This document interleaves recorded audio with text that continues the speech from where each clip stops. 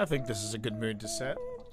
Wish you could see the cat cam right now, though, because, well, we need the cat cam for when Pip gets here, but right now, Gamer Cat, aka Benedict, he is all over the desk today. He wants my attention. For what? I have no idea. Good afternoon, everybody. We are returning to Fear City, New York. We are returning to raising money for the good people over at No Kid Hungry, and we're back online. How you doing? You can call me T Monster, Twitch Dad, whichever one works best for you. And now, unlike Mr. Rogers, though, where he puts on his he switches the work shoes for sneakers, I'm putting on my my ritual motions right now. Because it turns out that these ritual motions work really well for they work really well for when you're doing like writing stuff. I'm actually quite impressed with how versatile these things are. The other compression gloves that I'd tried in the past, they were okay. Guardian. How you doing there? How you doing there, Dr. Kelly? Yes. That's Dr. Kelly to you in chat, but but yeah, it's these have been great for writing as well as gaming. I have found, and I actually, because of the earlier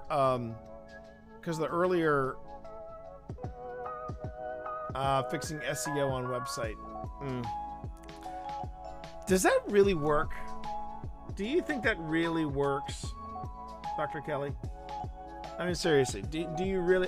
And I'm not being facetious and I'm not being sarcastic. I want to know if you have had success. Because the only time I've ever had success, there we go, fair enough. Yeah, the only time I've ever had success with SEO on anything was when I happened to call the very first book trailer that we ever did for Ministry of Peculiar Occurrences. I called it Steampunk Book Trailer, Phoenix Rising, a Ministry of Peculiar Occurrences novel. That was the title I gave it on YouTube. And it, like, whenever you type in steampunk book, it pops up in the top 10. I didn't give it any other tags. I didn't do anything else with it. I just find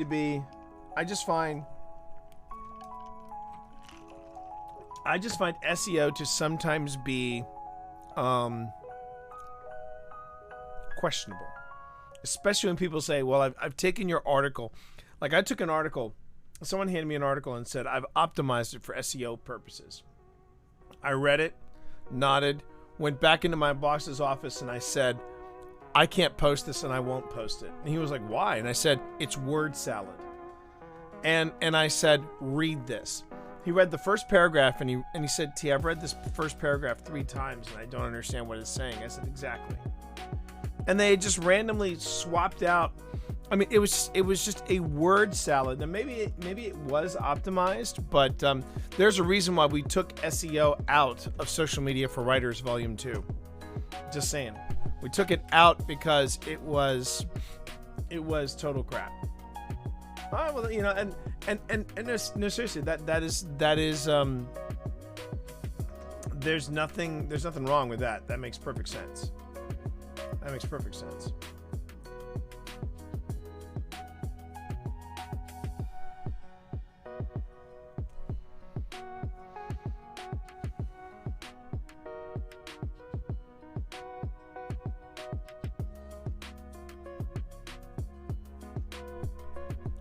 I want to now something else I want to talk. Oh, first off, for those of you who are just joining this writing stream, how you doing?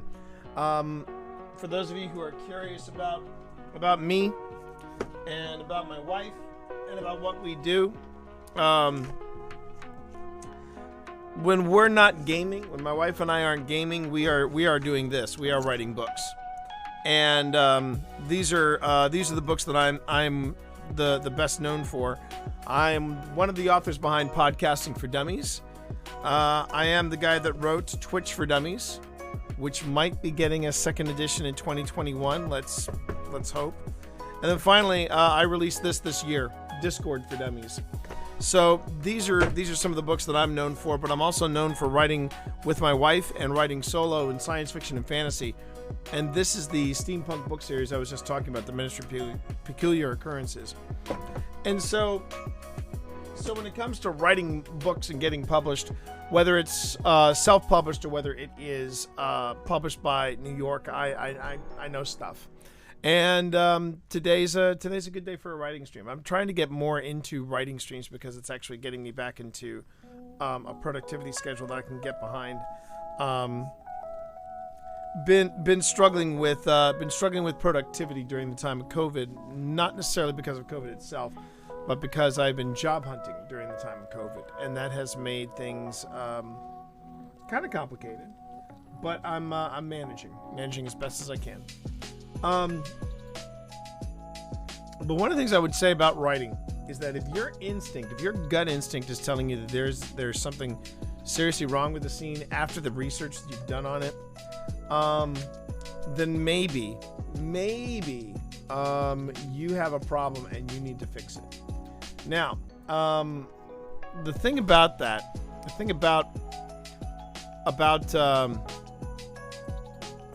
fixing something when it's wrong, but it's not necessarily that it's broken. It might just be a little detail.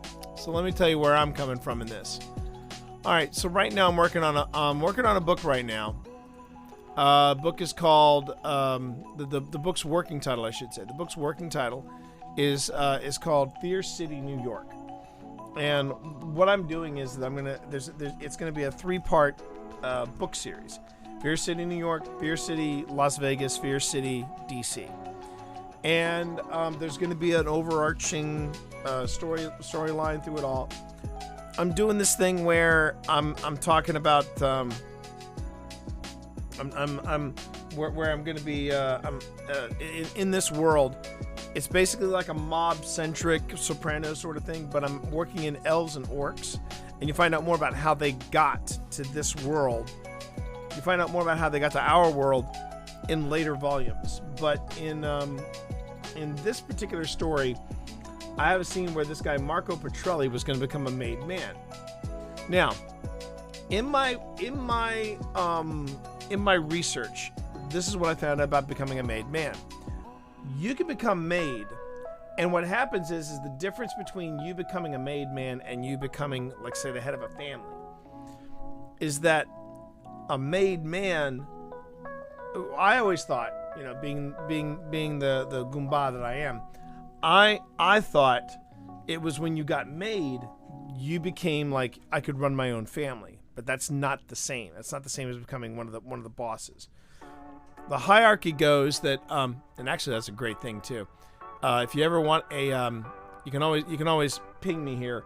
I actually have an org chart from the FBI on how a mob family is made up. And how it works is you can be an associate.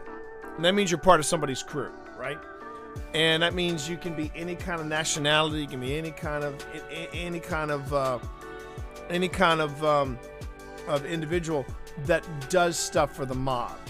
You can rough somebody up, you can go and collect numbers. You're basically that's entry level position right there. Now, you become a made man. When you become made, that means you become a soldier. And what that means is that instead of associates doing their take and then paying off somebody, giving somebody points or what have you, when you become a soldier, it means that you now have your own crew. Now, you can have a crew and still not be a made man, but once you're a made man, people higher up than you in the family will give you like part of the business, Like in The Sopranos, you see it where Paulie, once Christopher is turned into a made man, Paulie goes, "Hey, you know that numbers? You're doing real good with the numbers thing. So you know what? I'm gonna give you the bookie racket. But you gotta remember, I gotta take 10%. I gotta take my 10 points, and then I gotta pay the big man over there." And he points over to Tony Soprano. "I give big man over there. I gotta give him my another 10." And the wheel goes on. So when you become a made man, you are then part of the family. You're not just some gunman. You're not just somebody that they call on. You're not doing odd jobs. You're actually actually in the business. And then you can get promoted up to a capo, which is the same thing as captain. And you lead a crew of soldiers. So think about it this way, and this may be a terrible analogy, but the more I look at it, the more it's like, yeah, this is true. When you're a capo, you can pay, you basically run the soldiers, and the soldiers run the associates. All right? And the capo, they kick up a percentage up to the big bosses and the underbosses underneath them. But the capos basically, get something to the soldiers, and the soldiers get something to the associates. In a weird way, the way Amway works is the same way mob bosses work. It's also the same way multi-level marketing works. Basically, if you run, say, let's talk about the most infamous one, LuLaRoe. Let's say you got a LuLaRoe thing, and you get 5 friends to do LuLaRoe, right? Well, then they answer to you. And then if they get 5 friends, those 5 friends kick up something to the 5 friends that you initially initiated. Those 5 friends then also kick something new. So the more people that get involved, the more money you as the boss or Don make. And so you've got the capos, and then you've got the underbosses. And the underbosses are like Gotti was an underboss. Before he had Paul Castellano whacked, Gotti was considered an underboss, and he was doing something on the side. He was doing some business on the side that wasn't kosher with Castellano. Castellano basically said, "If I hear anybody that's dealing drugs, I'm gonna have them whacked, because we're not doing that." But the thing was, Gotti had a whole drug system happening in the background. And when Castellano was heading to court, Gotti knew he was going to hear all about that business, and he couldn't afford that. So he had Castellano whacked. Well, guess what? That made Don. That made Gotti the Teflon Don. Well, let me start. He was originally called the Dapper Don because he was a sharp dresser. He took that from Castellano. Castellano was also, they called him the Wall Street Don because he always read the Wall Street Journal. He was always very, very particular. He had like a business card. He didn't carry himself as a thug. He was a monster, don't get me wrong. All these guys are monsters, and that's something that I'm actually portraying in this piece of work. So, and then between the boss and the underboss, you got the consigliere. I cannot believe I know all this stuff. The consigliere is not necessarily a made man. Consigliere can be a made man, but it can also be somebody that's completely unrelated. And the thing is, I mean, that was one of the big, if you remember, that was one of the big contentions in the movie The Godfather. Robert Duvall's character was German-Irish, but he was the consigliere for the family, for the Corleones, and that was something that was decided on by the Godfather, by Vito Corleone. Name was up there. It's been a while since I've seen The Godfather. That, when you really think about it, the original Godfather, that really was sort of like the Game of Thrones for mafia lore. Doesn't really, kind of sugarcoats the downside of the mob world. It's not like Goodfellas. Goodfellas is a terrific film, but I've always had a soft spot for the mob, and I've said it before on this channel. The inspiration behind this novel comes from a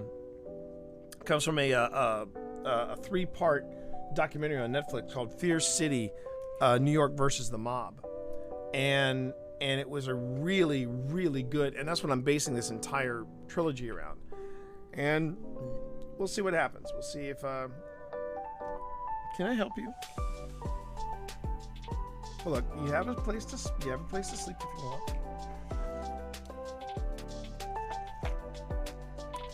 So anyway, so I went really over the top here, but the thing is, in the real world, when New York's my great-grandfather ran a saloon called the Bucket of Blood in Chicago. I could get behind that. I could definitely get behind that.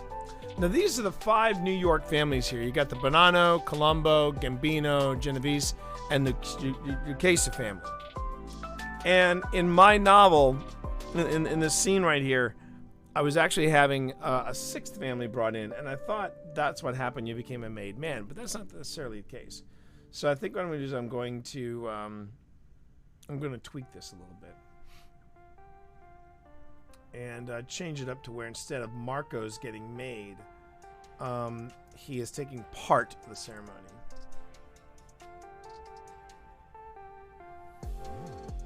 And it may not even be something.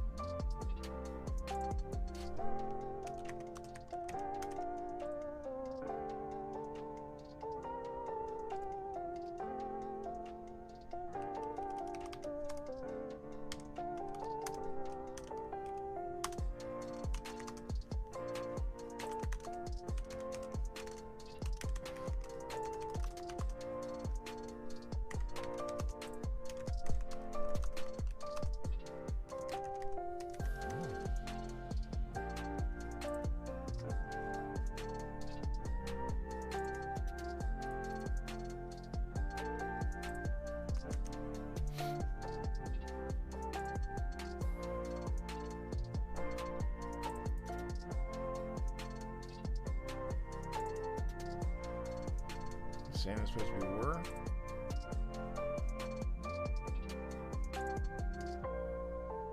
Okay.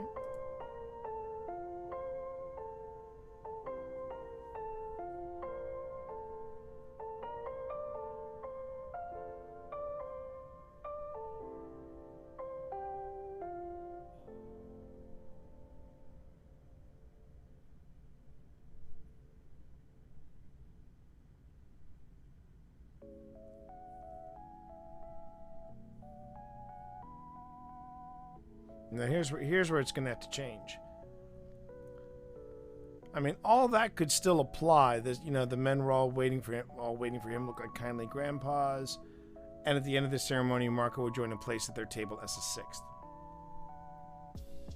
That'd be the other thing, to have all the 5, to have all 5 members of the 5 families for just a made man ceremony. That'd be kind of ridiculous. But there is a point where you have to say, okay, am I going to be historically accurate, or am I going to tell a good story? And again, that goes back to you look at The Sopranos, or you look at or if you look at Sopranos, if you don't look at The Sopranos, look at The Godfather. Some of the stuff that happens in The Godfather or in The Sopranos would never happen in a mob family. Part of the charm, I think, of The Sopranos was you got to see what the mob life was like when without all the the business deals and things like that. You saw their mundane life. You know, Tony Soprano's cleaning his pool, and you know, he's having panic attacks and things like that. But in that same episode of The Sopranos where you see Chrissy get made, there was something that made me go, okay, that I don't think would ever happen in real life. And what it was where the head boss of the New York family was talking to the you know, the head boss of the Jersey operation, and he was saying things like, you know, it wasn't like they were friends, you know, they were associates, and you knew that because he goes, how are these things happening with you, Tony? And he goes, oh yeah, with my mom, yeah, sure. And this is right after Tony's mom passed away. And he goes, no, I'm talking about them fainting spells.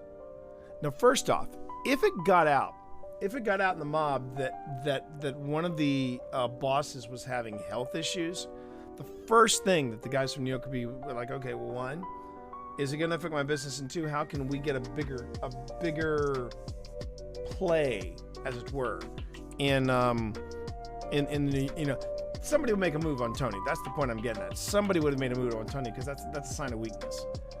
You know, I mean, I find it kind of hard to believe that the New York boss would actually say, no, you got to have your health more than anything. You know, we got to take care of ourselves. I'm not seeing that. These guys were ruthless. Every time you read about the mob, they if they saw any chink in the armor, they would make a move. You know, they would make a move. So yeah, but at the same, but the thing is that is what I mean by, you know, if you wanted to be historically accurate, you wouldn't do that. But when it comes to telling stories in, like, say, The Sopranos or Godfather or anything mob related, you have to sort of suspend disbelief and go, okay, I'm not going for historical accuracy here. I need to have this device to tell the story, to establish the sort of adversarial rivalry between two families, or I need to talk about this, and sometimes history will work with you. History and facts will work with you. Other times you kind of have to take a leap of faith. You just have to see if it's big enough of a leap that you don't lose your audience along the way. Something to think about.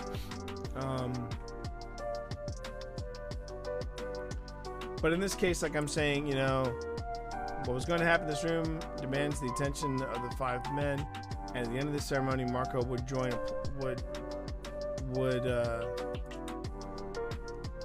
a place at their table as the sixth.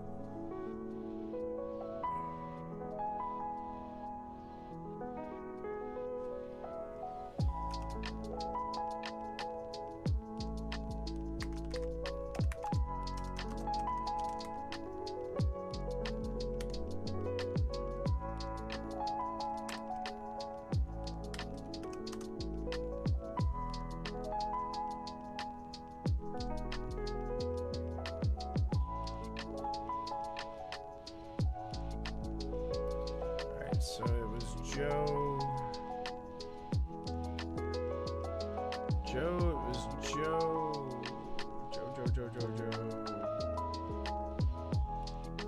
More family. They were led by Carmine. Paul Castellano, right. Oh, wow. You know what? I stand corrected. John Gotti wasn't even an underboss. He was a capo. That's pretty impressive. That's pretty impressive. He really swooped in, didn't he?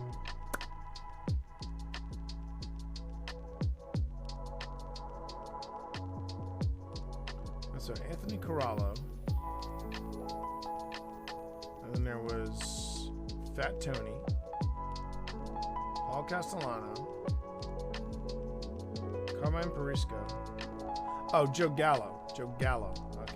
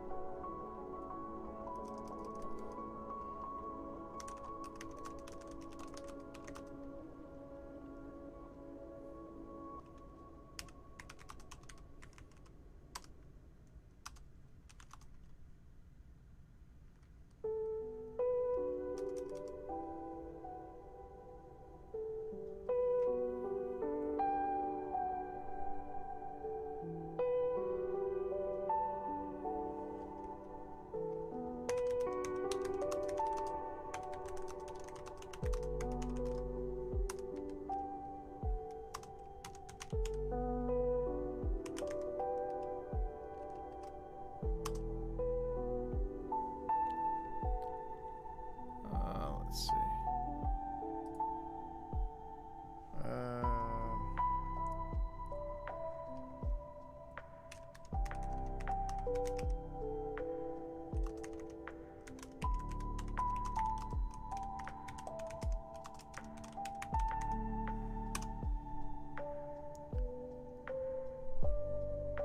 Capiche.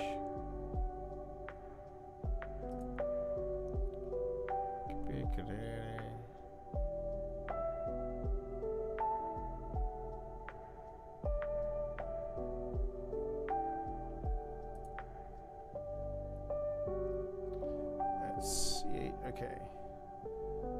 Capiche, apparently.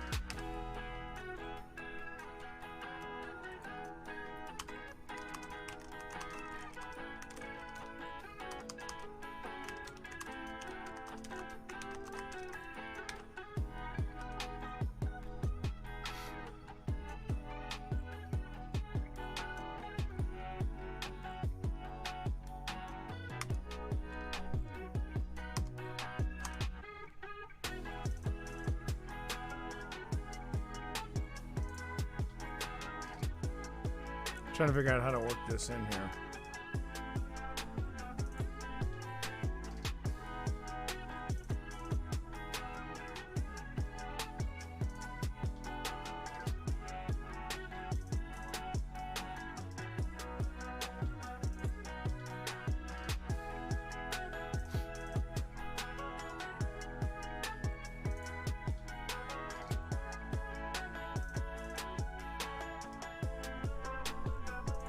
Got to give the line to somebody. I think I'll give it to Carmine.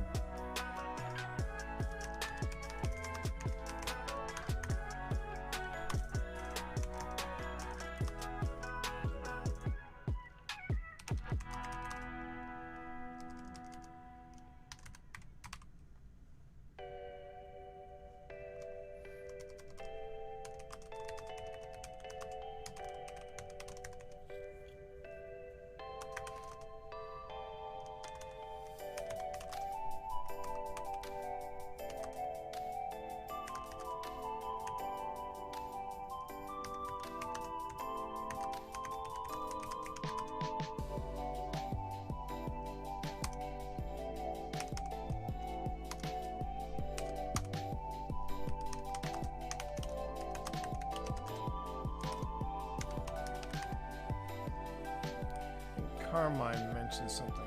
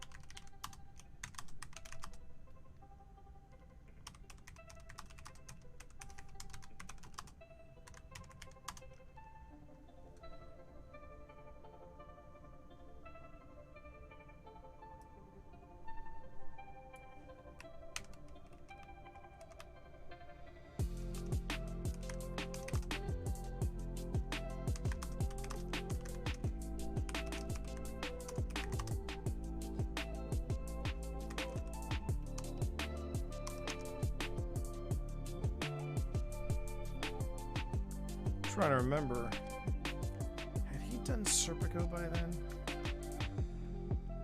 It's one of the fun things about being a writer. You have to look up things like Al Pacino's, like Al Pacino movies, and it's no H chat. I gotta look up his filmography.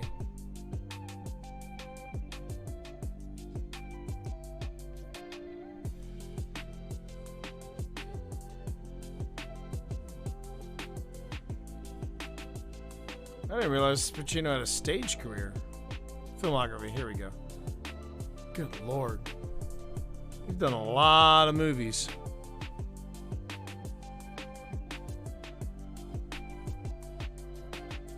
Okay, I did not realize this.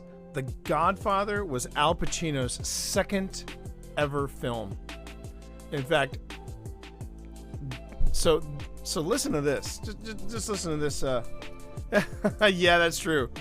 But then they would go be like, okay, why is this guy looking up La Cosa Nostra? Why is it? Oh, he's also looking up Al Pacino. Okay, he's got to be a writer.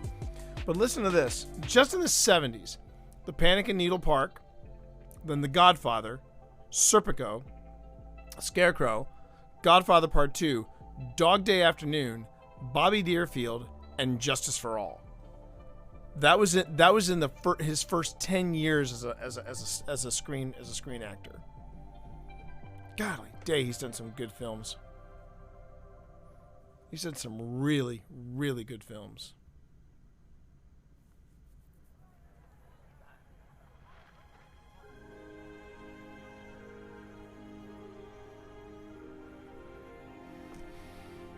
All right, so focusing here. Okay.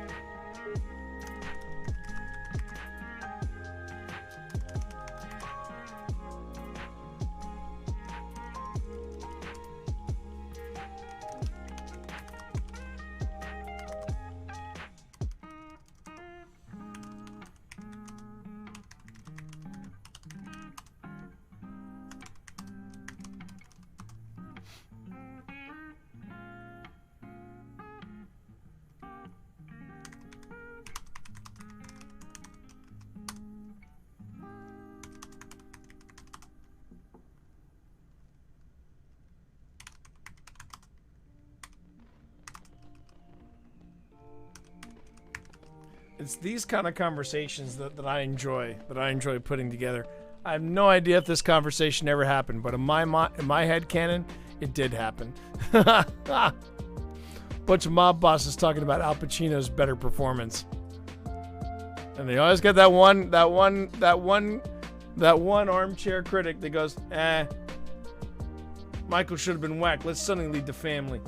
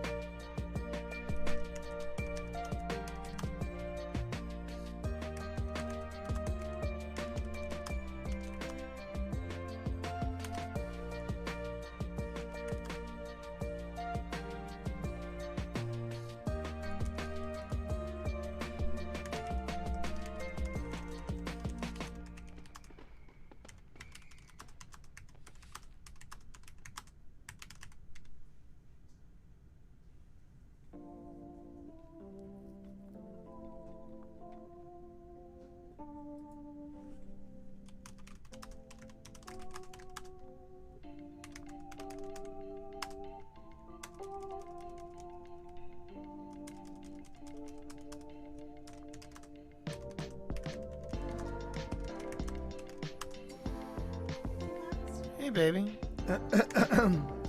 Pip's here, everybody. Hey. I just sent a whole bunch of e-cards out. I sent one to Christina, who apparently is listening to you right now. Oh. It was one of those prairie Oh, dog ones. what, Christina's in there somewhere? Yeah. Okay. And then I was doing one, there's a Santa Claus one, you know, where he goes in and he says the name, and then he says, I'm flying over Virginia. I sent one to your mum. Oh, great. I put her on the good list. You can choose to put someone on the naughty or nice list. The nice list's good. I said, you've been doing an exercise regime, so you're on the nice list. The naughty list is hilarious. Like, you can say, I see that you voted for you-know-who. Oh, So that's cold. So it's 2 lumps of coal in your stock. Wow. Hey, Christina, we were just talking about you. Yeah. Dr. Kelly just said, yay, Pip. She's, Yay, so yeah. And the other one was colluded with Russia. That's funny. There's some pretty hilarious ones on there. One of them was like work through the Iron Throne and we'll rescue them now. We'll rescue us.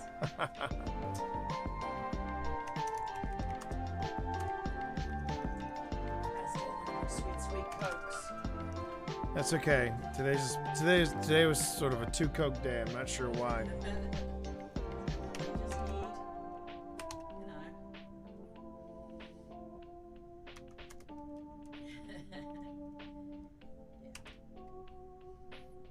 I felt bad about not sending out Christmas cards this year, but then I'm like, you know what? With the problems with the mail service, Christina pointed out, it might have been foolish to do that anyway. So,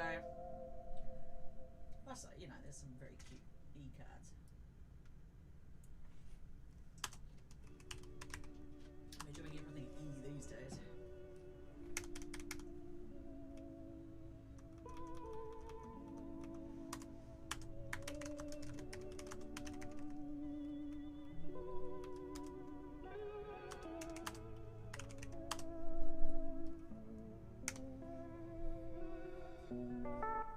Kitters, what are you doing? Are they having a conversation over there? Yeah, they're just lying on the floor. Trying to look innocent. Have you got my camera on? Yeah. Oh, and your mic? No, your microphone is on too. Wait. No. Now your microphone is on. Ah. Oh, I figured out that thing you were talking about, the 500 million for Israel. Yeah. It's not included in the stimulus bill. What happened was it was the Pentagon bill and the continuing government. The continuing government one, yeah. And it was money for a missile defense program in Israel. Okay. I still think it's ridiculous, But so it wasn't in the pandemic deal. Right. It was just passed at the same time because they were doing still. one big That's giant. a lot of money. That's a lot of money that could have been going towards. I don't know, a better stimulus package, but It was part of the Pentagon bill. Yeah, they were also taking money from them from the wall last time I remember. Well, apparently, if you stop doing the wall, 2.9 billion savings right there. Yeah. Okay.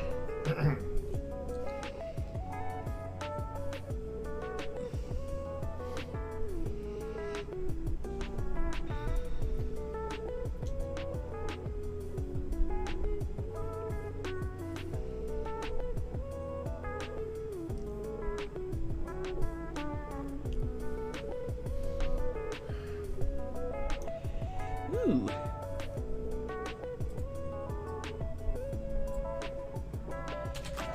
I love putting stuff like this on my Facebook feed. Apparently in Mexico, they have just unearthed a 500-year-old Aztec tower of human skulls. Yeehaw. Sounds like the start of a horror movie to me, but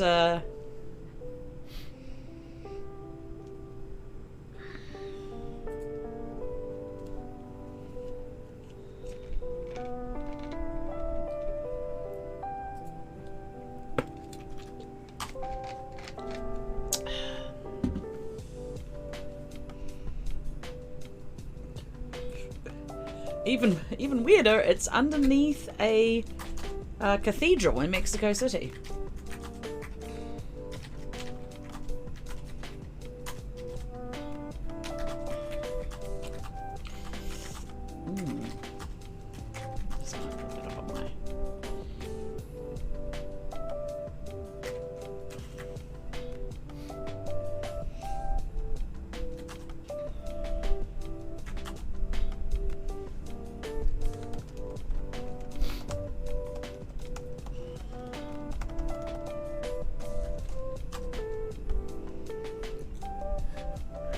Christina just said, "I'm sure this is the year to be uncovering giant skull towers."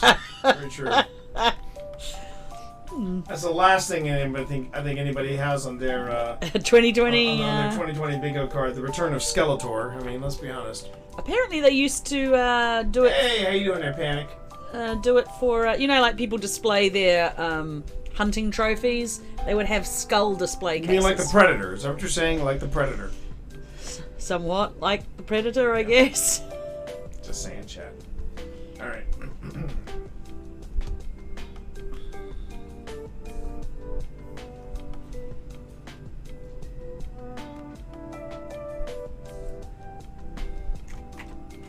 Ooh, 603 skulls stacked on top of each other.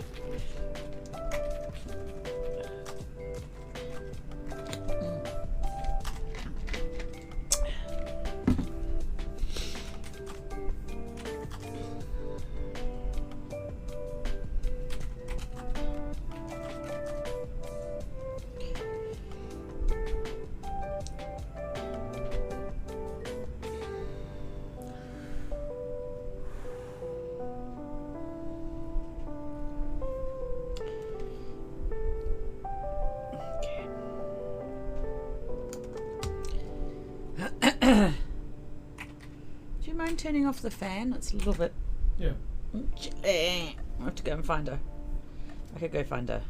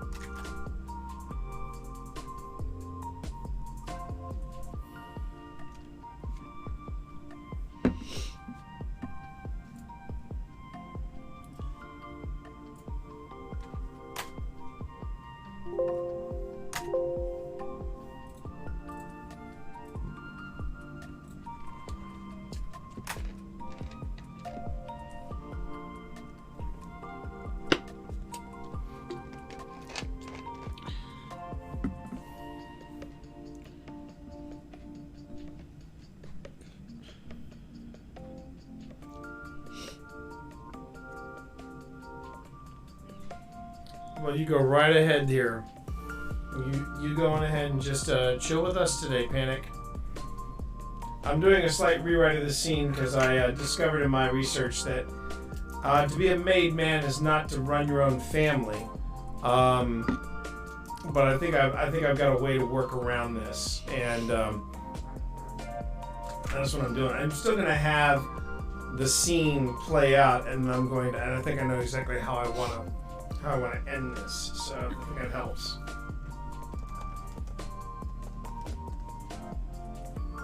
He's not gonna think that anymore because it's already happened for him.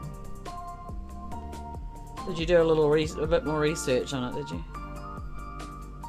There's a Wikipedia article on a made man. Do what?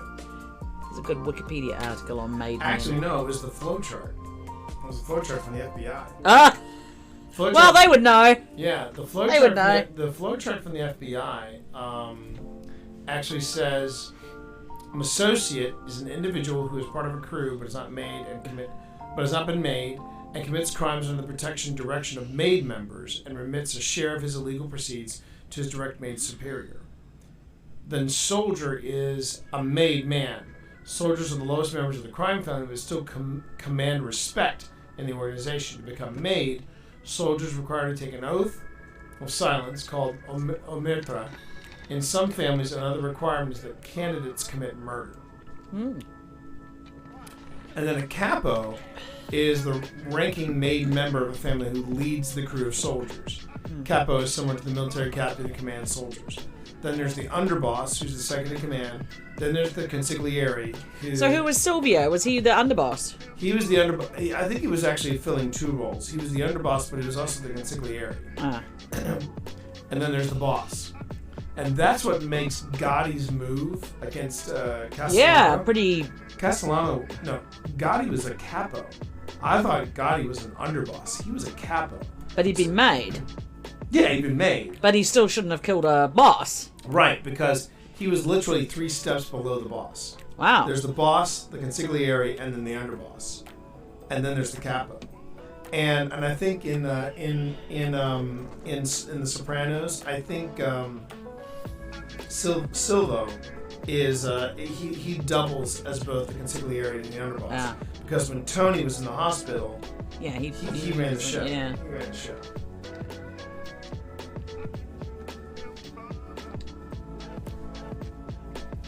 All right. Well, remember in Goodfellas, that's why Joe Pesci's character gets killed, because he killed a made man without permission. Without permission. Yeah. Without You permission. can still get killed, but Yeah, you got to have yeah. permission. Yeah.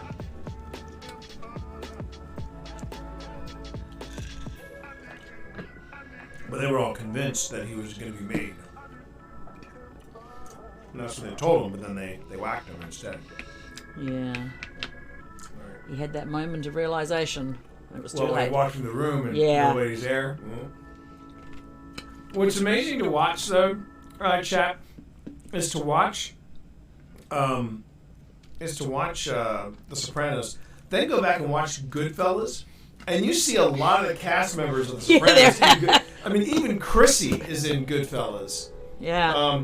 I I think that's how he just basically, he was like, well, let's look at Goodfellas and see how many of those guys. The audition reel. But I was actually, the funny thing was, honey, I was I wanted the bosses to have a discussion.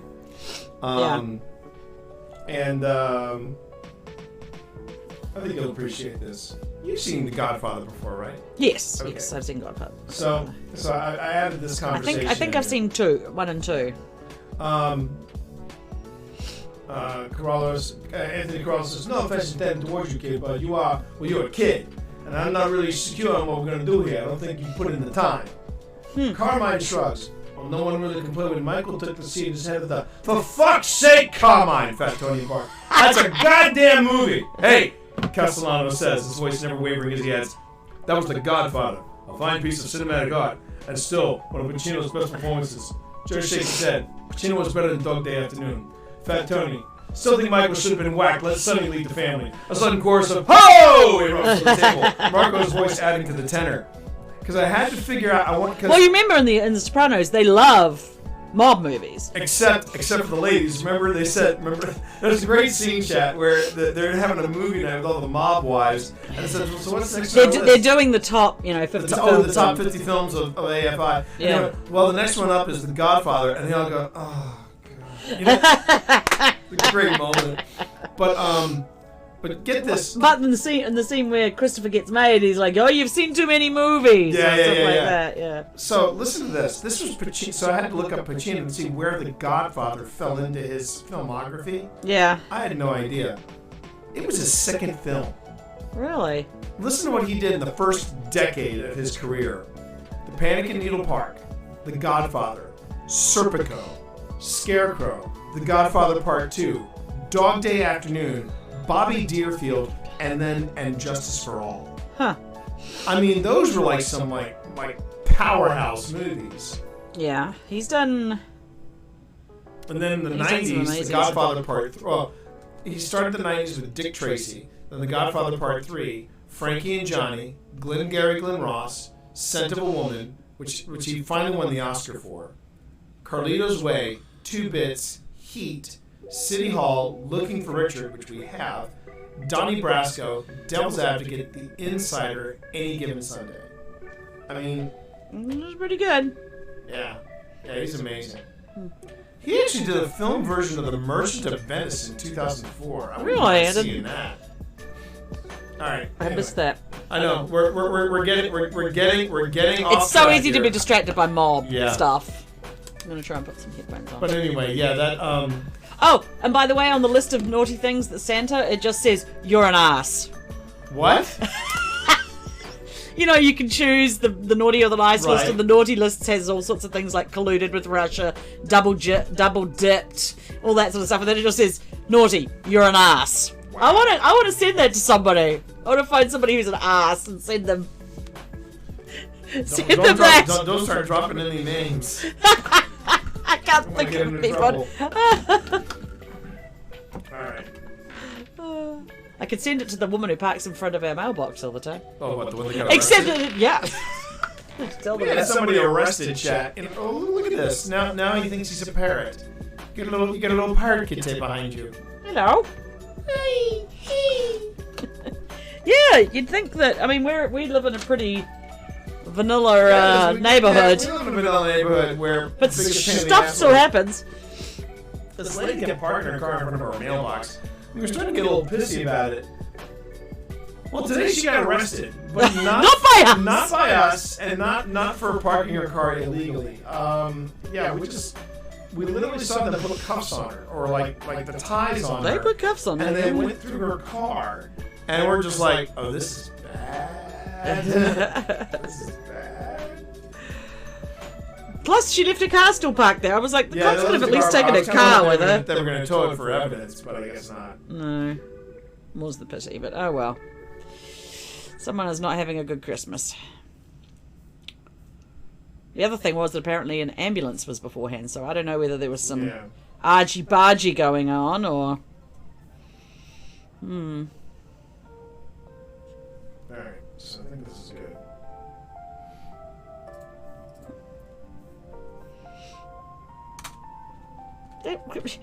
You're just going to keep jumping around, are you? I think he is. Hey, little dude. You're a good boy. I'm going to find myself a decent album. Here.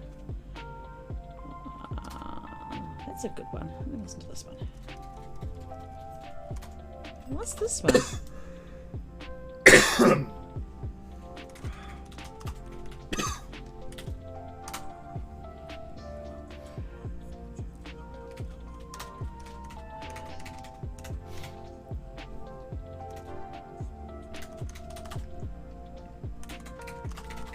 That's cool. What's cool? There's a the New Zealand Tourist Board has on Spotify a thing called Mindful Journeys, and it's like well, mindfulness is the big thing that everybody's starting to get into, especially Did this you year. bring down your phone by chance? Yes, I did. Why? Could you unlock it and give me the camera?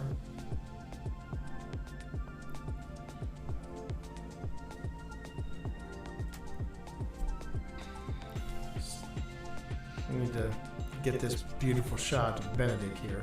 In the light, he looks great in the light. There you go. Look at that. Look at that. Look at that handsome boy in his light. He loves his light. He does.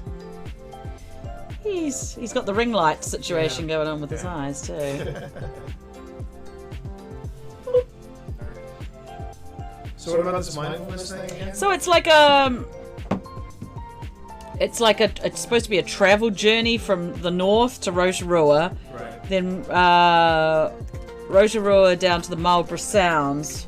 It's like and it's got like, you know, soft music playing and the sound of New Zealand birds, and it's just a nice thing that you could listen to just chill the hell out right now. Or you could listen to the Chernobyl soundtrack, which is also... Yeesh. I'm trying to find some music to write to, so... Right. One of my favourites is The Gearheart by Alex White.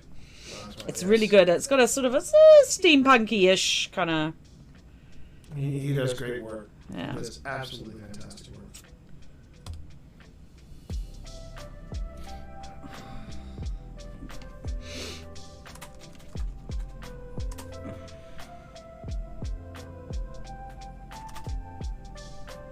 No, what? What? Oh, she's. What? What? I'm just wondering what happened to the words I wrote. Uh-oh. I hate it when that happens. Now you're kind of scowling at me. Why are you scowling at me, Kat? How about I do this? Oh, no, you don't. Hold on.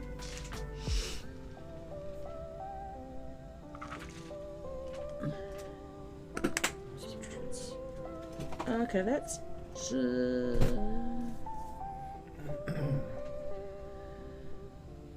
Oh, it's okay. That's okay. Whew, crisis averted.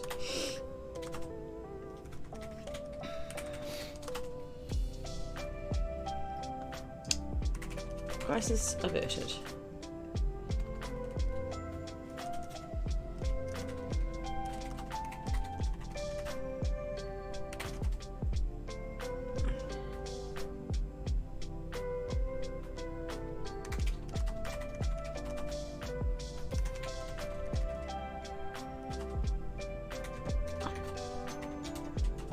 Okay, hold on. I've mixed some things up here.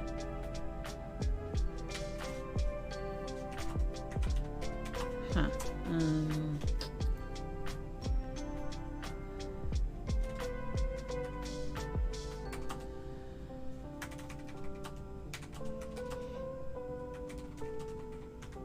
Okay, that's weird. I mixed something up there.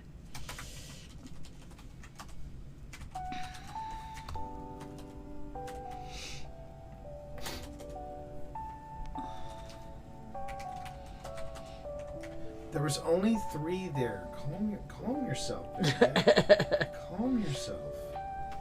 There's no other treat there, see? You're hiding the treats from him. And it doesn't help that you're in front of the screen now. Why don't you lie down, Benedict? Why don't you lie down? There you go. No, lie down. Lie down. Come on, it's a chill sort of day. Go ahead. Lie down.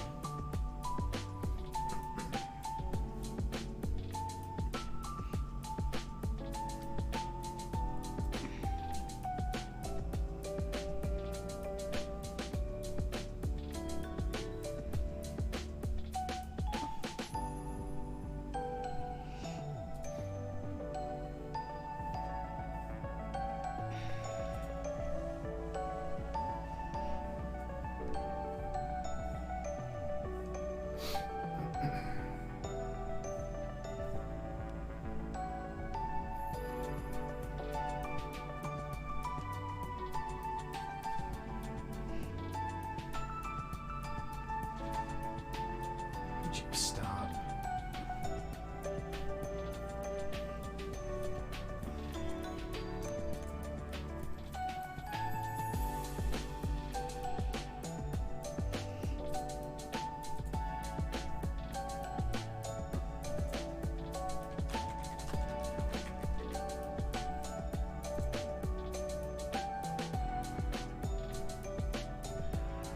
Hey, Panic. Here's a thought. So it turns out I can actually send a Steam gift card through Steam. So how about you PayPal me $20, and then I can go on ahead and I can send that Steam card to Meatball Mafia. Would that work for you? Let me know if that works. I don't know why our gift card didn't work the first time, but you know, that happens. Let me make sure I'm friends with him.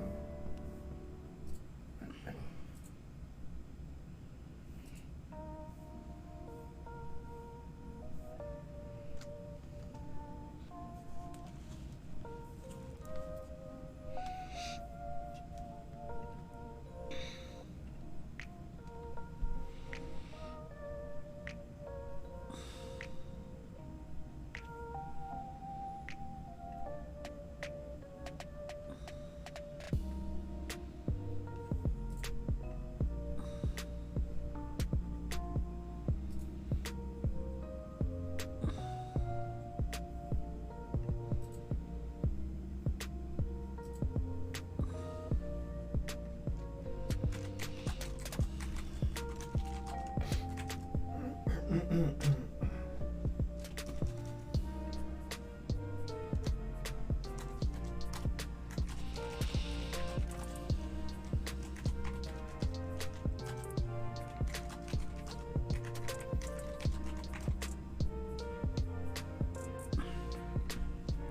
know, you can look up.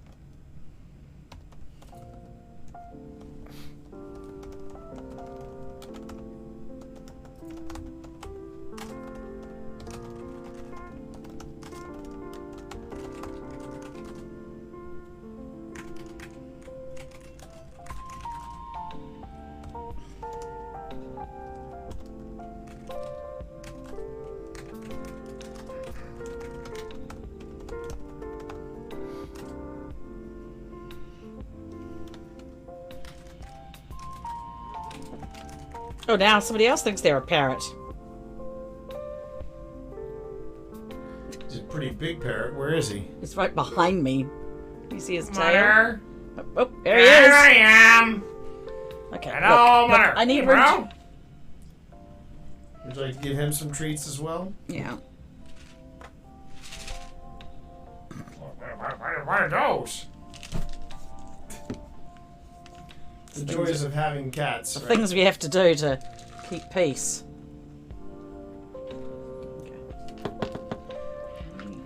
Snarf, Don't snarf, sniff snarf. his butt, Benedict. That's only going to antagonize him. Here you go. Benedict, here. Snarf, snarf, snarf.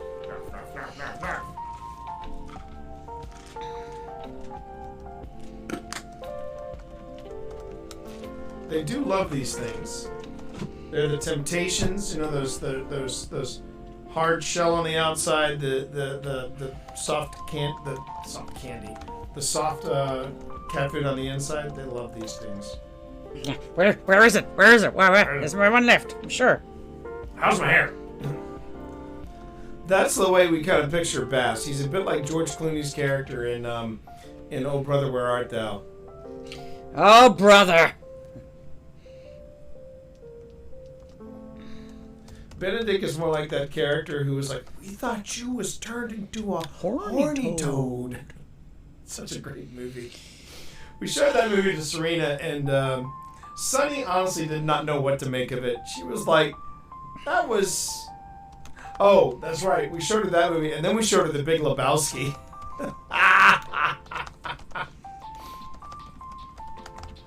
Of course, she made us sit through Spirited Away, so she has no right to talk to us about weird films. That's true. That was Not weird. that we didn't like Spirited Away. Enjoyed it. We It was enjoyed weird. It was weird. It's weird AF. Hello, Fodder. How's my light? Am I in my light? Look at you, big boy. Yes, big boy.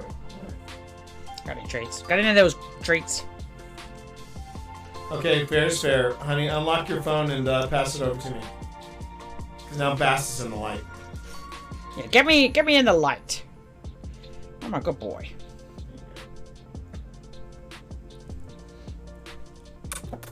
Sebastian. There you go. Oh my god, what a gorgeous...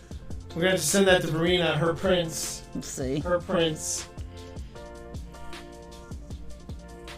I am gorgeous. I am beautiful. And I'm dumb as a box of hammers. No one cares. Because I got this. I mean, look at that. Look at. I don't know. Can they see that? Yep, they can see that. Yo, Nico, how you doing, buddy? Hey, Nico.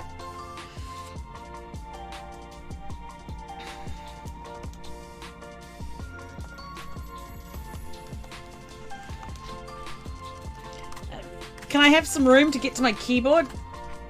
You can work around it. Are you two really like Benedict? What's he doing? They're like patty cake. They are. They're like doing this underneath the monitor. Benedict and Beck's like, okay, I'll touch you. And they're just... Benedict's confident in the fact that Sebastian just can't leap through this ring light.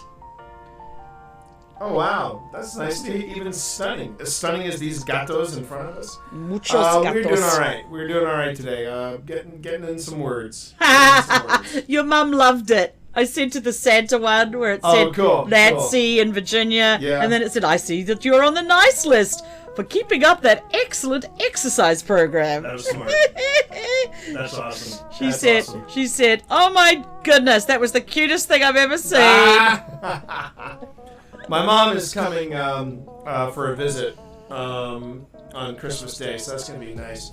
She's gonna stay with us at least until Tuesday. So that's cool. That's nice. It's nice to be able to say that. I wanted to say real quick, chat. Looking for movies. Pip does not play Phasmo, nor does she want to play Phasmo.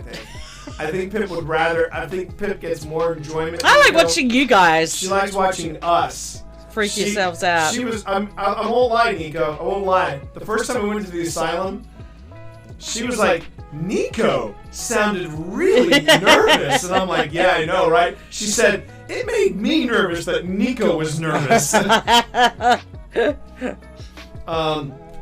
I was gonna say, there's a movie we just watched on Amazon, and I'm gonna say this: it is a very good movie.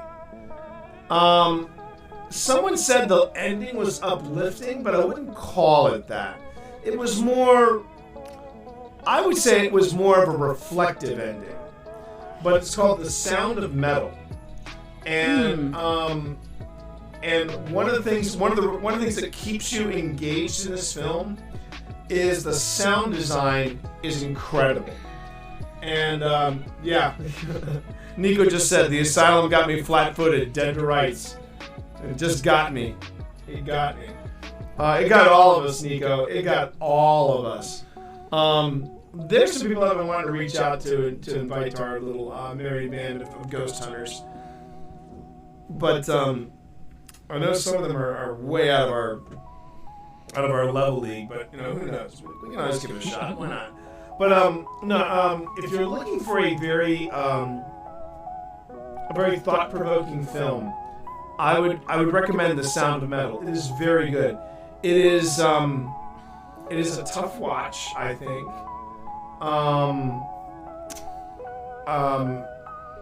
And the sound design for it is really, really, really well done. I think Phil would enjoy that too. I think Phil, since you brought up Phil, I think Phil would enjoy that too. Yeah, it was really good. I really enjoyed it.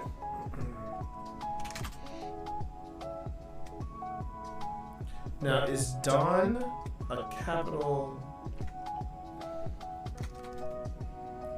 Is Don a capital word or not? No. It's lost.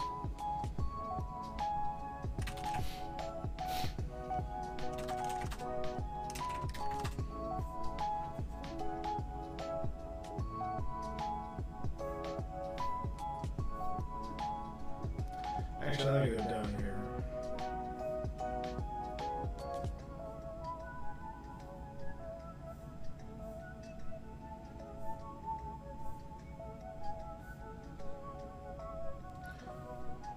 Oh, jeez. I wonder if what? 8 elderly nuns died in a nunnery in Wisconsin in 1 week Because of COVID? because of COVID. Jeez. Woo! So all those people who are like, yeah, God will save me, I don't need to wear a mask. Just saying that God gave us a brain, you know. Yeah. It's stupid not to use it. As I said to my dental hygienist, you can't fix stupid. Not to say that our beliefs are stupid. It's more about the fact that there's having faith and then there's having blind faith. And yeah. Just gotta take that. I'm sure the nuns probably wore masks or something, but other people didn't take care.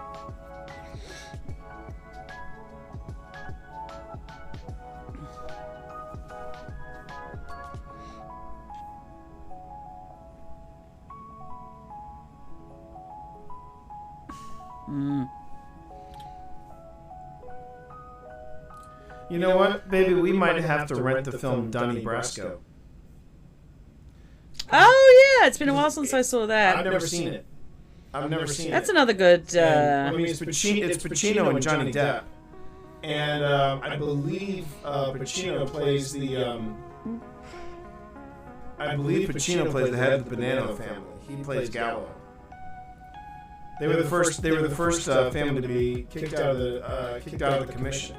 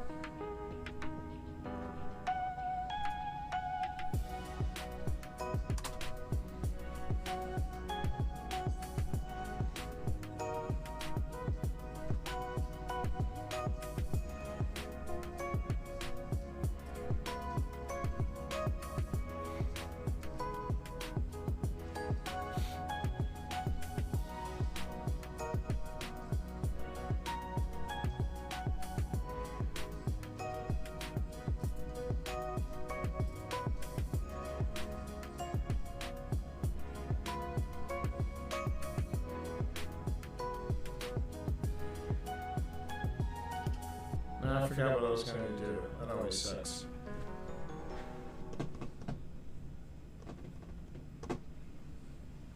Oh!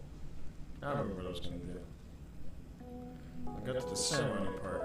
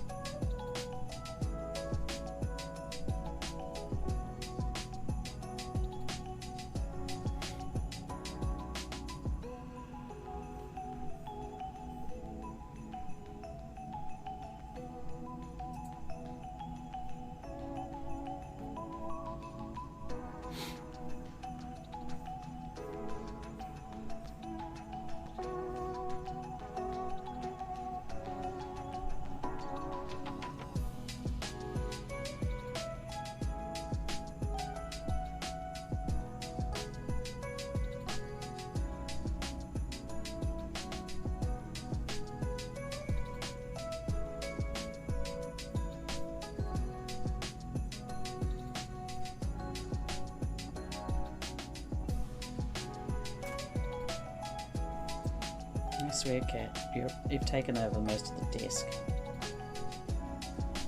Can I have a small corner of the desk? Just make a little bit more of the corner of the desk. Oh, got my chance. Nico, this is a good mix. This is, if you want to look it up, the guy is, Hey. Are you guys gonna behave? The guy's name is Harris Heller, and yeah, he's known for lo-fi mixes apparently, and this is his lo-fi. This is his very lo-fi Christmas. And after the stream safe tunes that Twitch soundtrack offered, yeah, I needed something better. And these are nice. They're definitely very, very groove worthy. I'm actually getting used now to playing games without mixes playing in the background. Part of me misses it, but not by much, because the music in the games I play is so good to begin with. I'm not worried about it. Yeah, it's one of the things, Stacia, that I was saying to Pip is like, there's a part of me that wants to make the effort of putting out the outside decorations, but at the same time, I don't mind waiting until next year to go full on. All right. Let's see here.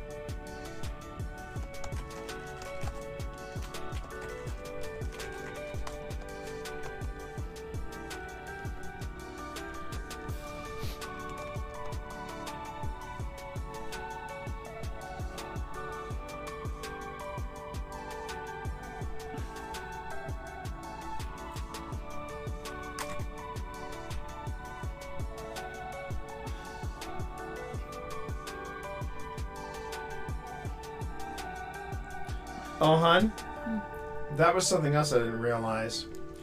When Gotti was convicted, it was because they got Sammy the Bull Gravano to turn on him. Huh, yeah. I thought, again, this is where I got my ranks mixed up. I thought Sammy the Bull was a capo. He was the underboss. He was literally Gotti's right-hand man. It would be like Silvo turning on Tony. Yeah. Wow, I had no idea. Let's go for Thomas Newman. I find mob history just fascinating, chat. I really do.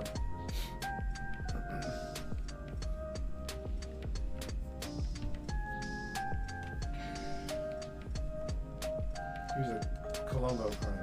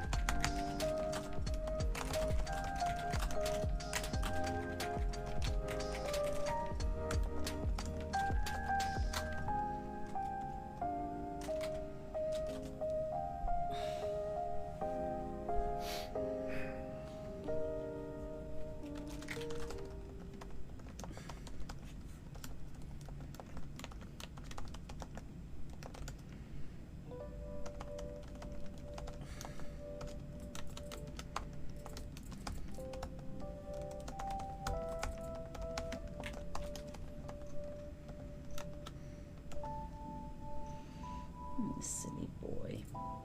Silly boy. Good Such a big boy. boy. Such a good boy. Here. I'm having mother time. Leave me alone, fire. Murph. Did you want to come up here? Come on up here. There's a place for you up here, Benedict.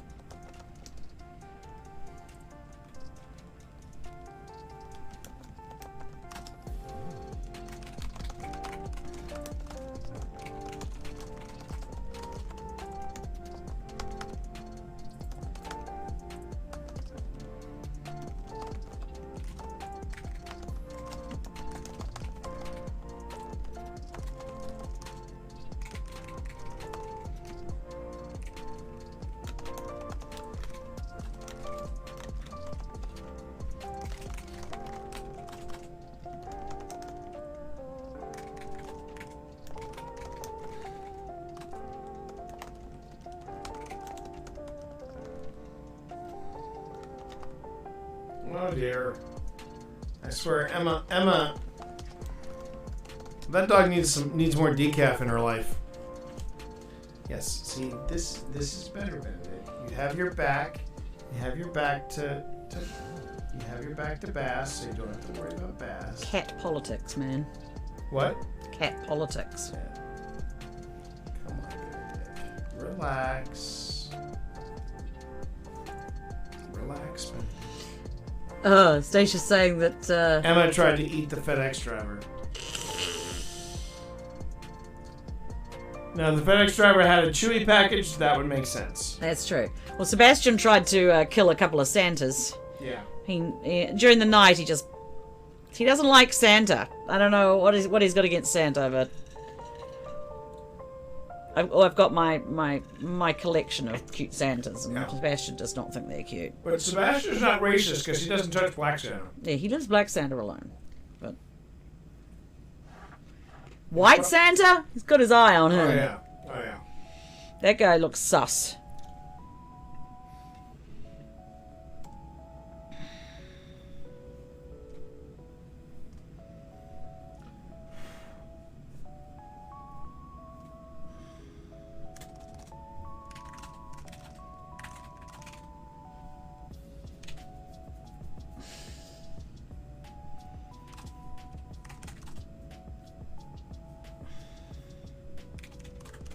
Oh, what are you doing, Benedict? He's right there. Yes, 17 pounds of cat is on the other side of that ring light. But he's been good. He's been a good boy. Very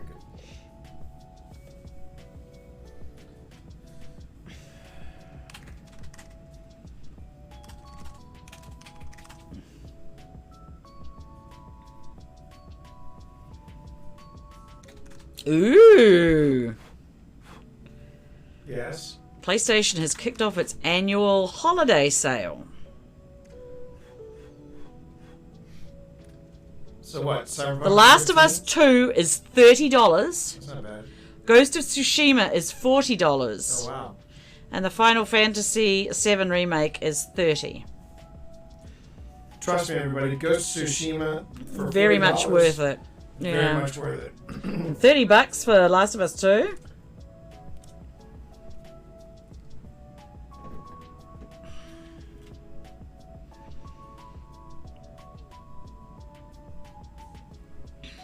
Woo! Assassin's Creed Valhalla includes a free PS5 upgrade. That's nice.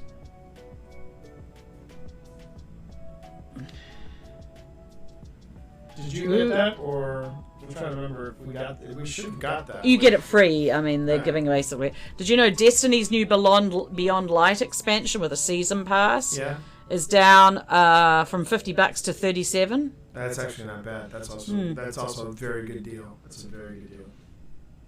I'm gonna just rub your little beans. If you keep putting your little beans on my on my laptop, I'm gonna rub him. Look at him. He's not even caring. I'm rubbing his little beans. His big beans, should I say? Did Benedict just go over to you? Sorry? Did Benedict go over to you? No, he just went to get a drink, I think.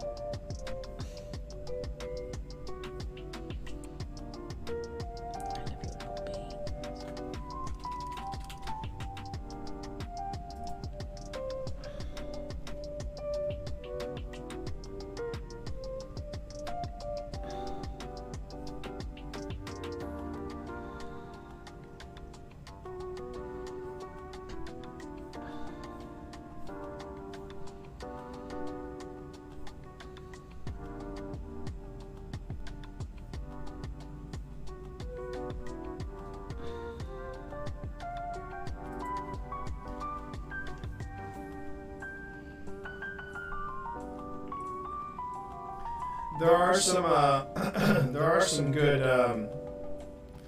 there are some very good games out for console, and I can understand that, Nico. I will say this though, I think part of the problem it's part of that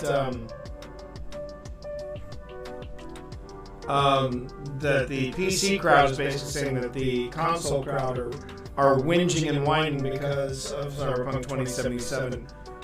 And although I know that Cyberpunk 2077 is still buggy as hell for the PC crowd, at the same time, I think the console crowd are upset because the what was promised for the consoles just fell so far from what the PC crowd got. And I think had CD Projekt Red said, we're going to release a PC version now and then release a console version like next spring, I think it would have been fine. I think it would have been just fine. But they I gotta make a little video. Give me a second.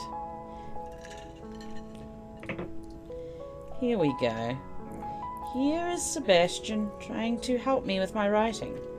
Just trying to get his little paw off the keyboard, on the keyboard. Get off the keyboard. Slowly comes back on the keyboard. I guess that's the best I can hope for. Thanks, Bast. The best bit is when I said, thanks, Bast, he went, anyway, alright, anytime. Were you making a video of me? He looks offended now. Could you get your paws off my keyboard? No. You don't need those letters. Just write with the ones on the left-hand side. Really? What do you... Would you like a 17-pound cat on your side? Because... Seriously, look, T. T. Look. Again, take him off. Goes back on. Take off the... Take the paw off. No, I'm here to help. I'm here to help. Not helping.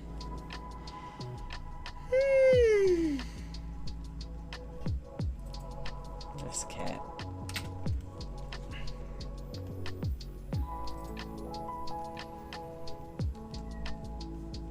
Hey! There you are. Hey!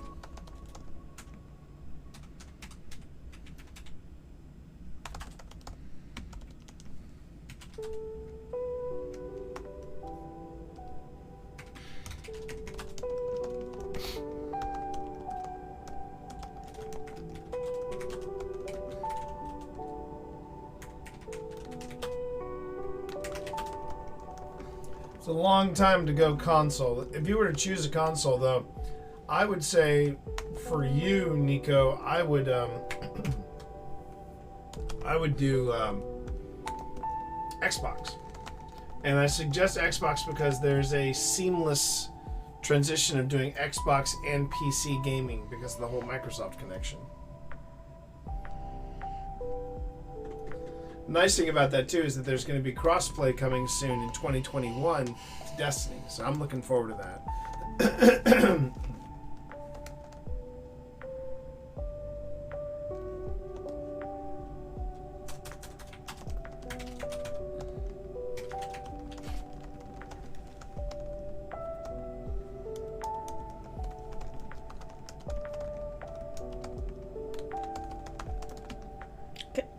Could you just put your foot there? Thank you. No.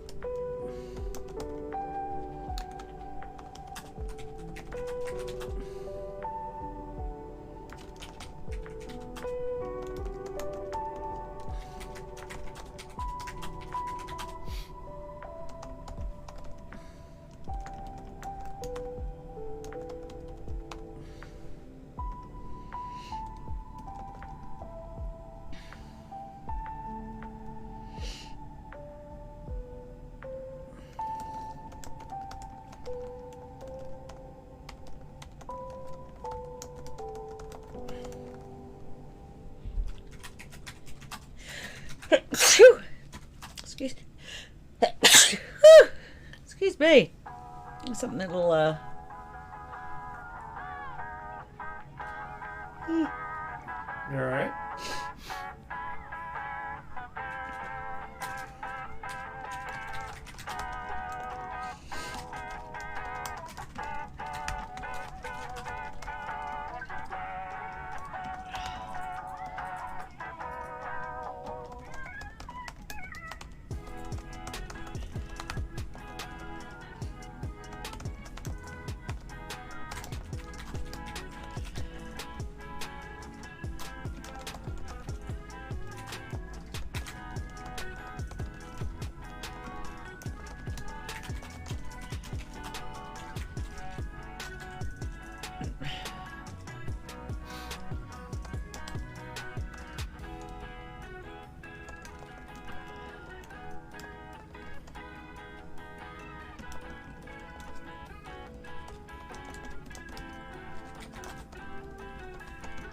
oh great, don't.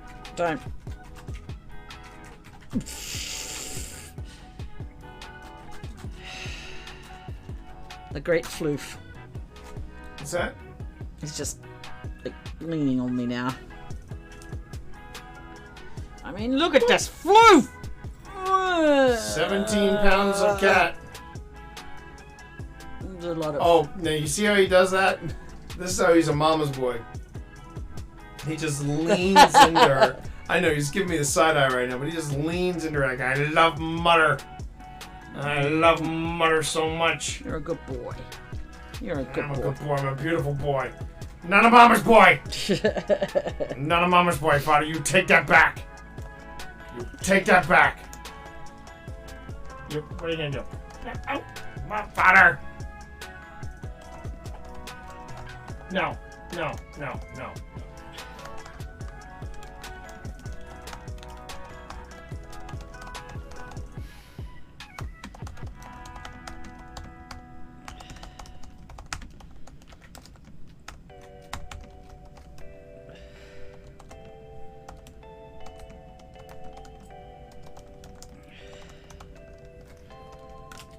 Tails got some punch. I won't lie to you there, Nico.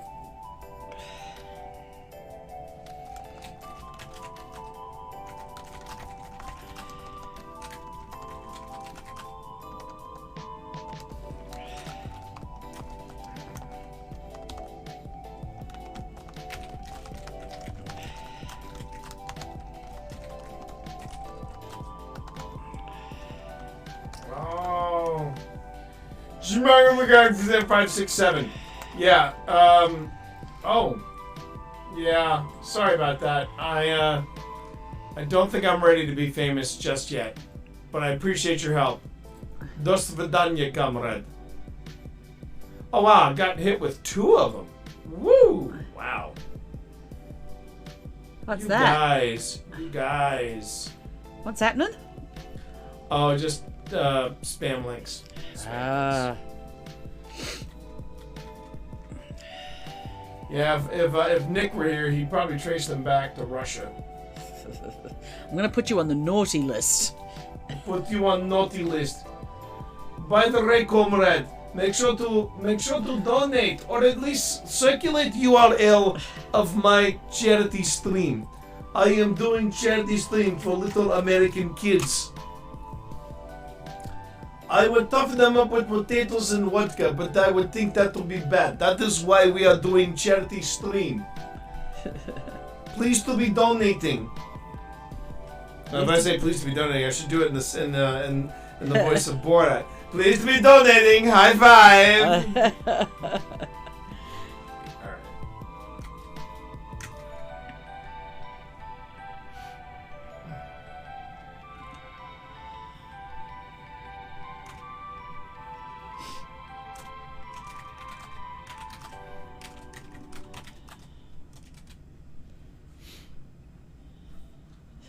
I love this. Colorado grandmother gets 2.5 million after being wrongly arrested while naked. Well, okay then. I hope she was in her own house. I mean, yeah, at the very least. At the very least.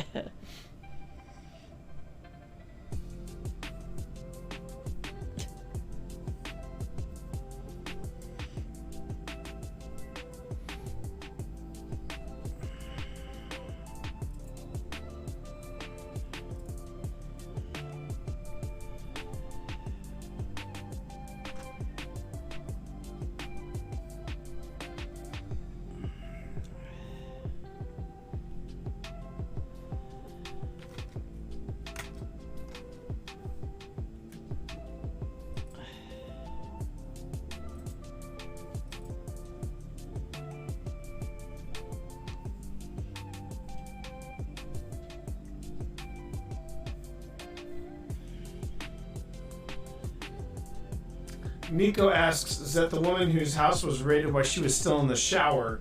Turns out the cops had the wrong address. That's probably what it is. But I think the headline is That pretty headline damn is- hilarious. Yeah, that headline is pretty solid.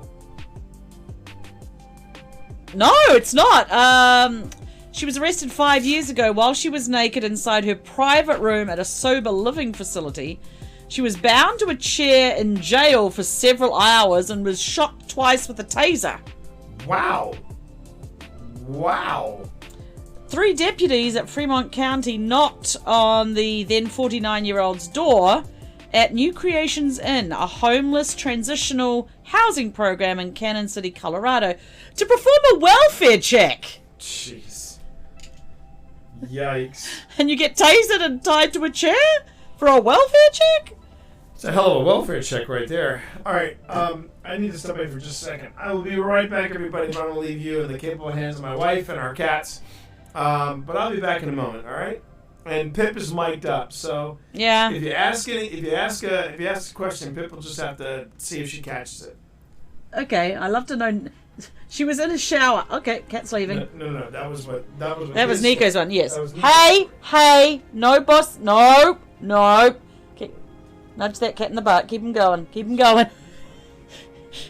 Sometimes there's some incidences of bullying going on.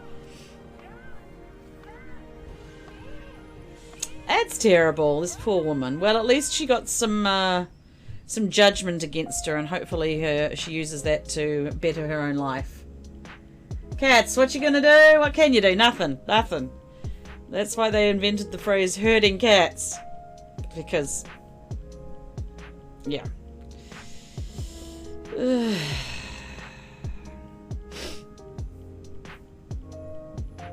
I've had a little bit of a nice...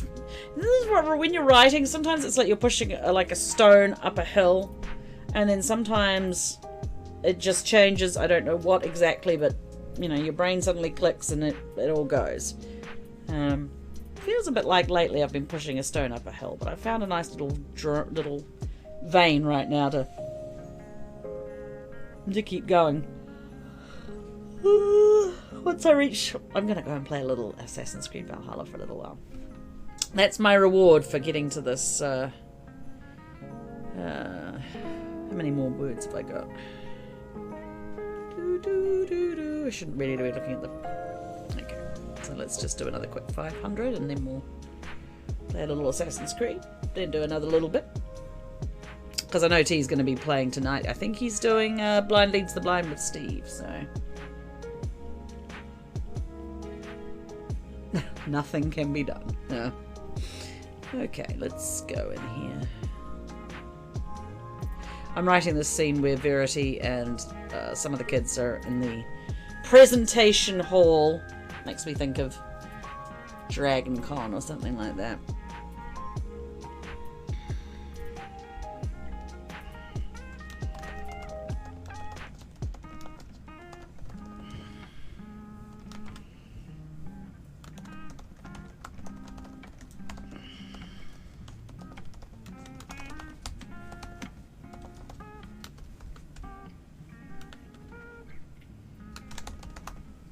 Yes.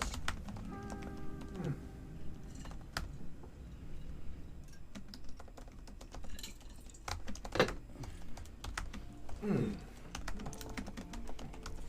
right.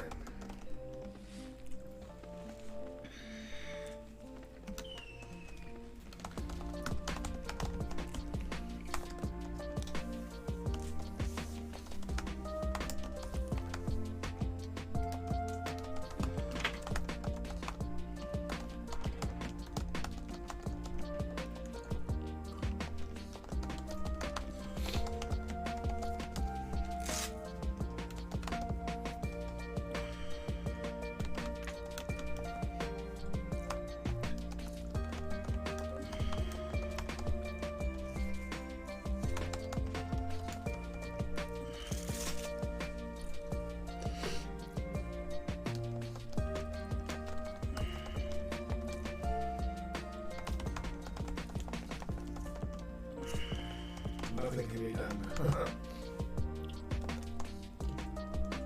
Oh, wow.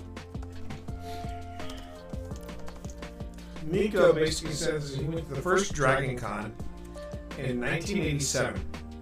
Very different compared to the experience now. For example, I showed up the day before the con got released.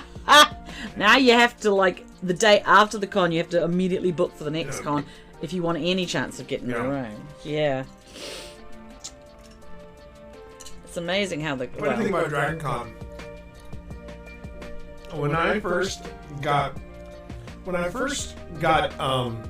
published, I was like checking out all the different conventions I could go to, and this must have been right on the cusp of Dragon Con really exploding, because I remember it was 2002. Yeah, Moravi was out. So it was 2002, and I was and what I was doing with I was, like I said, I was waiting to hear from Dragon Con, but they never responded to me. And what I noticed was that when I first signed up for Dragon Con, they had their current guest list up there, and I saw quite a few high level A-list authors on there. But then I noticed that there was like Richard Hatch was on there, and there were some cast members from BSG, and I'm like, huh, well, that's interesting. And then I saw, and then as I was doing, and they weren't getting back to me, and I knew nothing about Dragon Con at the time. I had no idea like how big of the event was, but I noticed that as the closer was getting to go time, they kept adding to their guest list, and I was stunned at the amount of people. Like, I'm like, wow, this isn't a literary con. This is like a full blown media con, and it was just the names were getting bigger and bigger and bigger. Not just with the authors, but also with the film stars and the movie stars and the television stars. And they finally gave me the green light to go to Dragon Con as a guest. And I had 2 weeks, and I was like, no, I think I'm going to pass. Robert Asprin got me drunk as F on Irish whiskey. He was going on a lake while writing a short story that made zero economic sense. He was most expressive. Yeah, I believe it. When you get some of the old school writers talking about the field, yeah, and if alcohol's involved, you start getting a lot of the behind the scenes stories.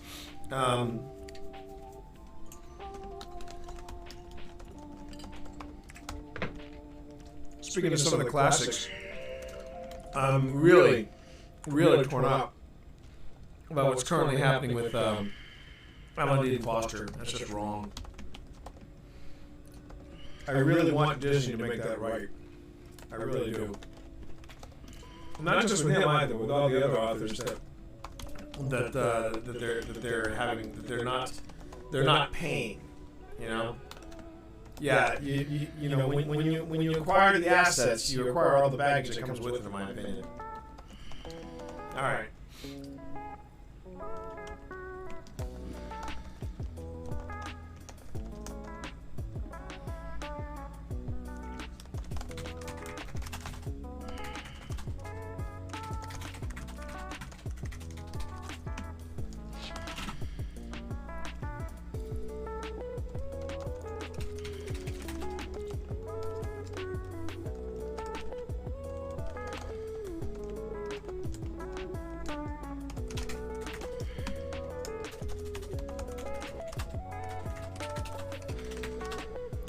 And, you know, you talk about zero economic sense. In my opinion, going to Dragon Con as an author makes absolute zero sense. It is one of the most expensive conventions you can go to. And if you're big enough of an author, you might get your room comped. That's about it.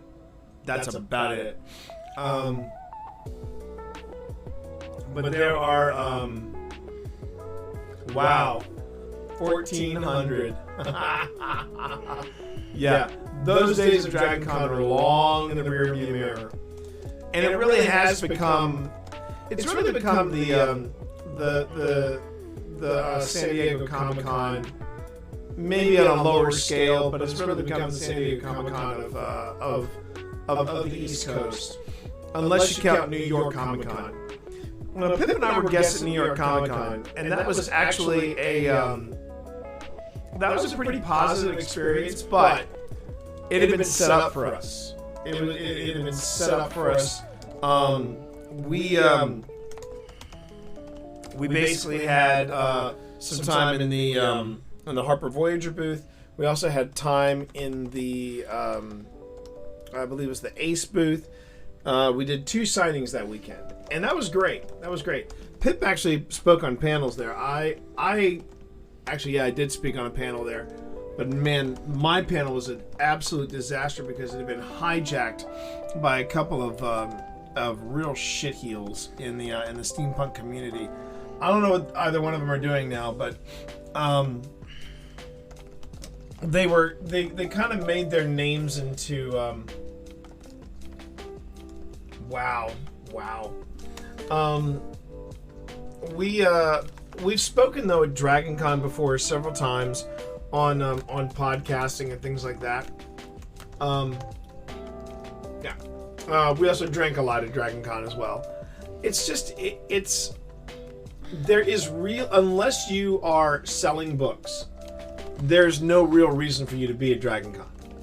And even if you're selling books at Dragon Con, you're not going to sell enough books to break even. I mean, the biggest thing I think we did at Dragon Con, it was Pip and myself and some other authors, and we went and we put together, we basically pooled our resources together, and we got a table, and we did, we sold books for Dragon Moon Press at the time. And we sold a fistful of books. I mean, we sold a good amount of books.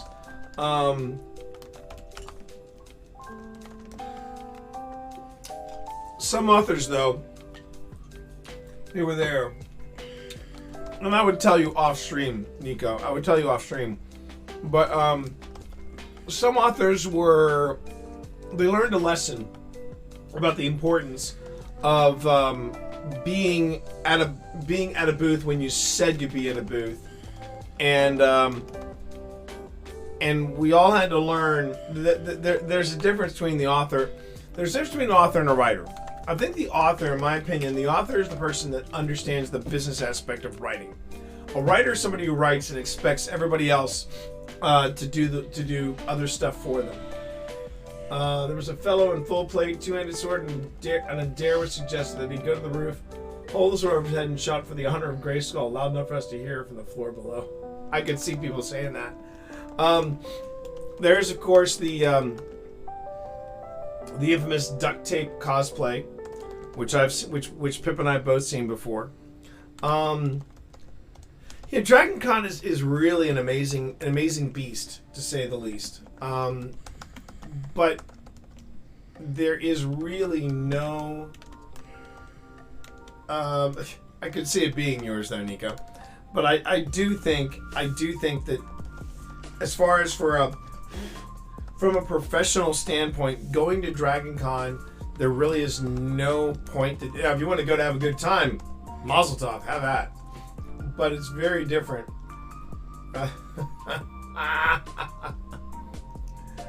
That's funny. That's funny. Oh, jeez.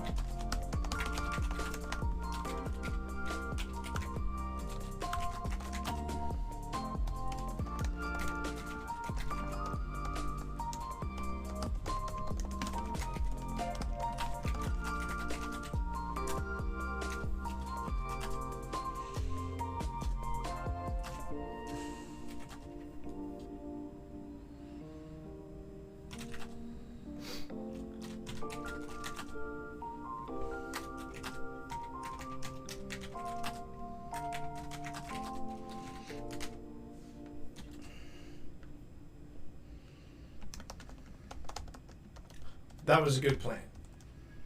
Oh my god, the dude was actually headed for the stairs. Yeah. Yeah, that's Dragon Con. A lot of stupid things happen at Dragon Con.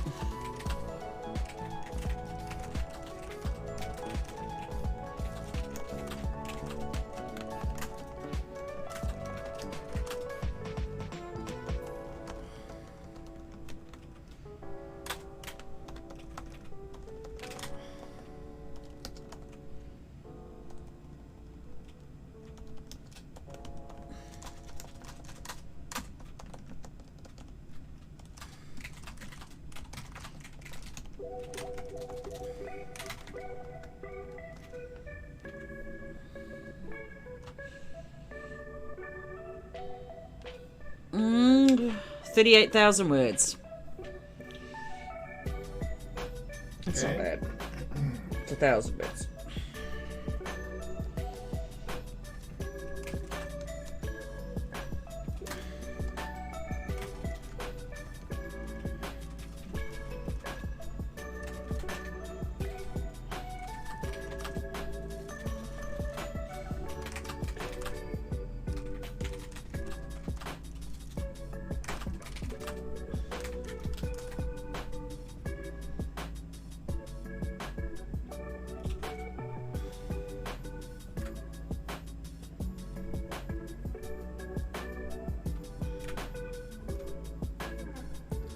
I'd be anxious to hear that one too.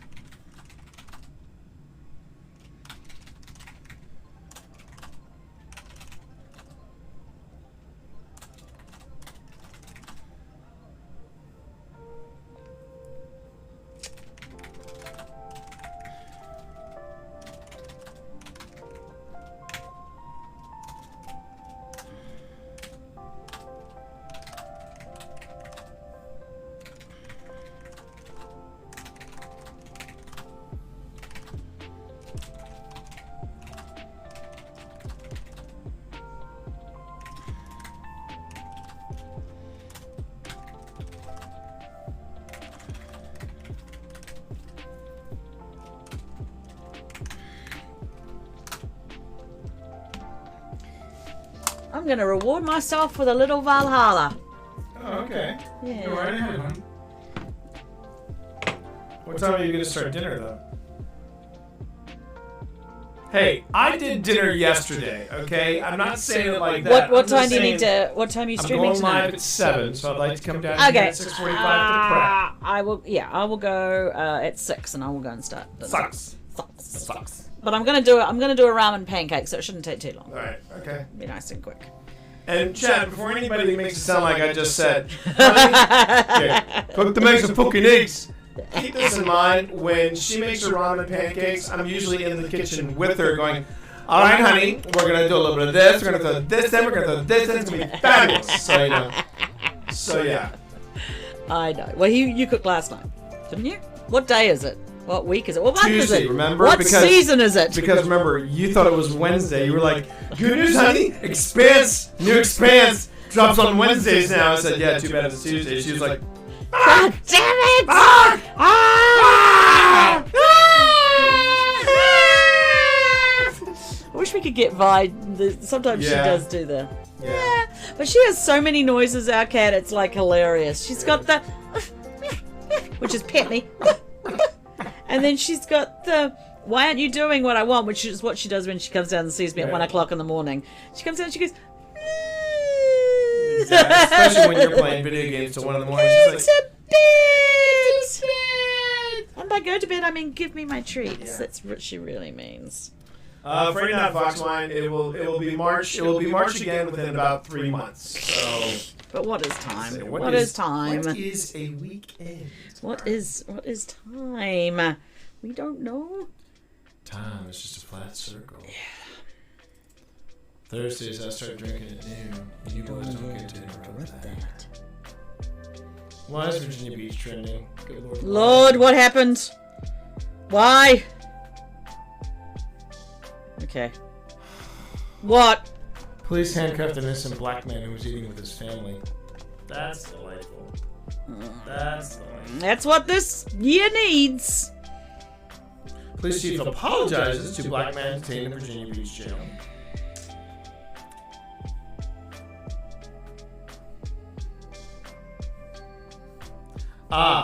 He apparently matched the description of somebody and just cuffed him right there and then. I'm glad to hear that he wasn't shot Yeah, or he something wasn't like that. Shot or tasered in front of his family. All right. I think, I just, yeah.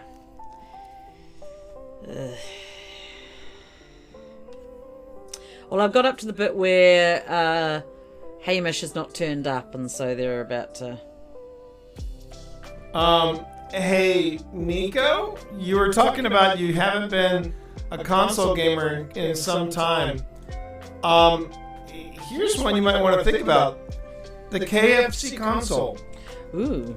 It is real. KFC Gaming is actually releasing a KF console, which keeps your chicken warm and plays games at 4K. No, that can't be right. No, it is. KFC game Dextero is reporting it. So is there are pictures of it here.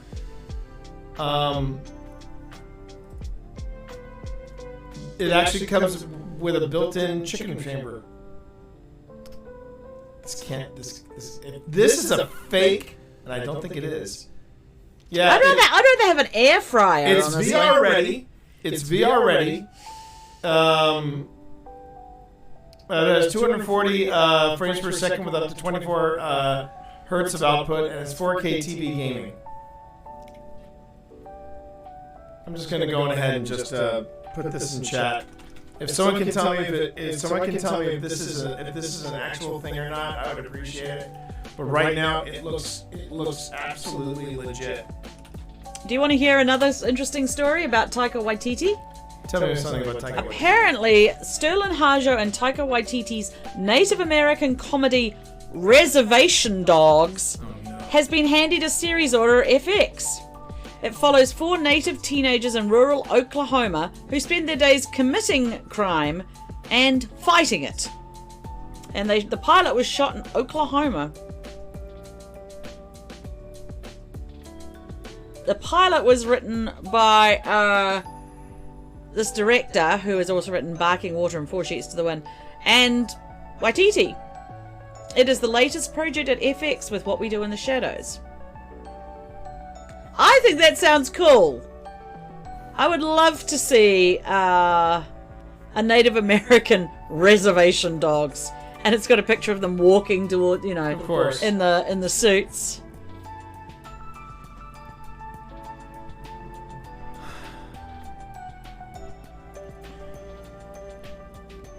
That's cool. That's cool. Taika's always been big on trying to get,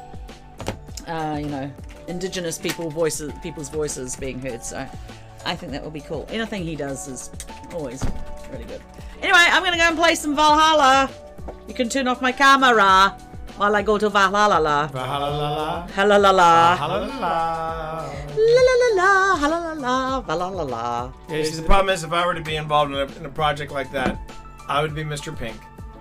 And of course, Why am I Mr. Pink? Why do I always have to be Mr. Pink? Who plays Mr. Black? I don't know. Mr. Pink! Have a big tea! Alright. So my wife is out. My wife is out.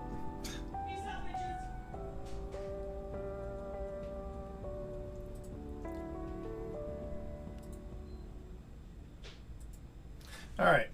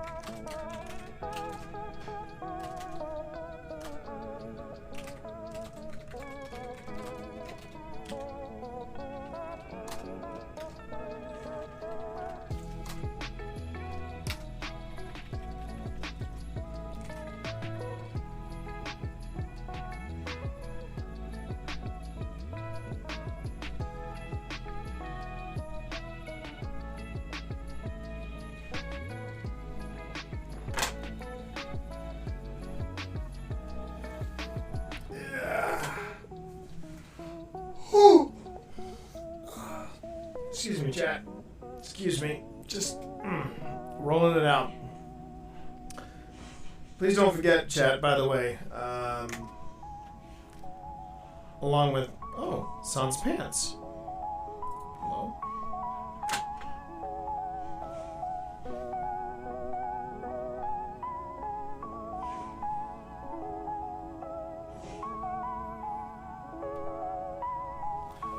So, Pants, I don't know where you saw if I was, I don't know where you saw that I'm in the Chicago area. I'm not.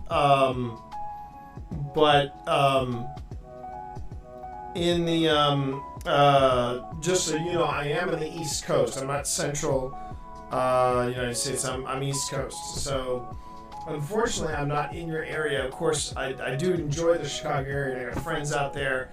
And if I can get out there, I would love to be able to sign a book for you. In the future, though, and I don't even know if Sans Pants is in here, so is in chat. It just dawned on me. So hang on 1 second here.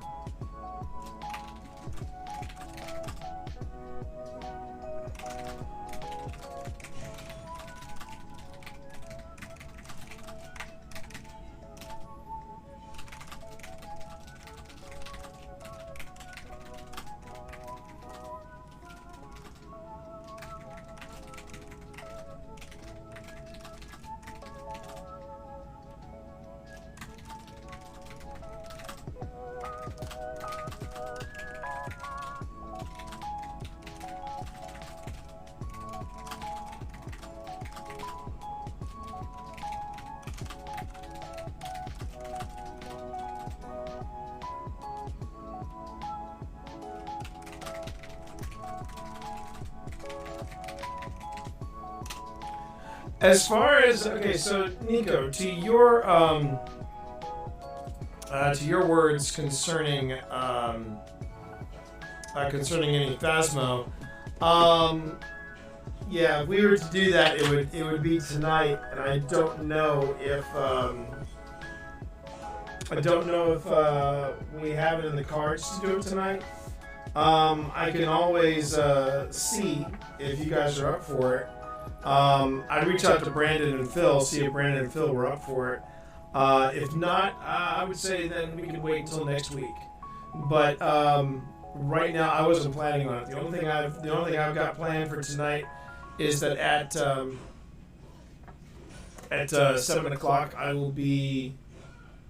Yes, that is an incantation to summon Rossi. Absolutely, Nico. And if he can't make it tonight, I'd like to wait until Rossi can join us, since he was the guy that brought our married band together. But let's see what we can make happen.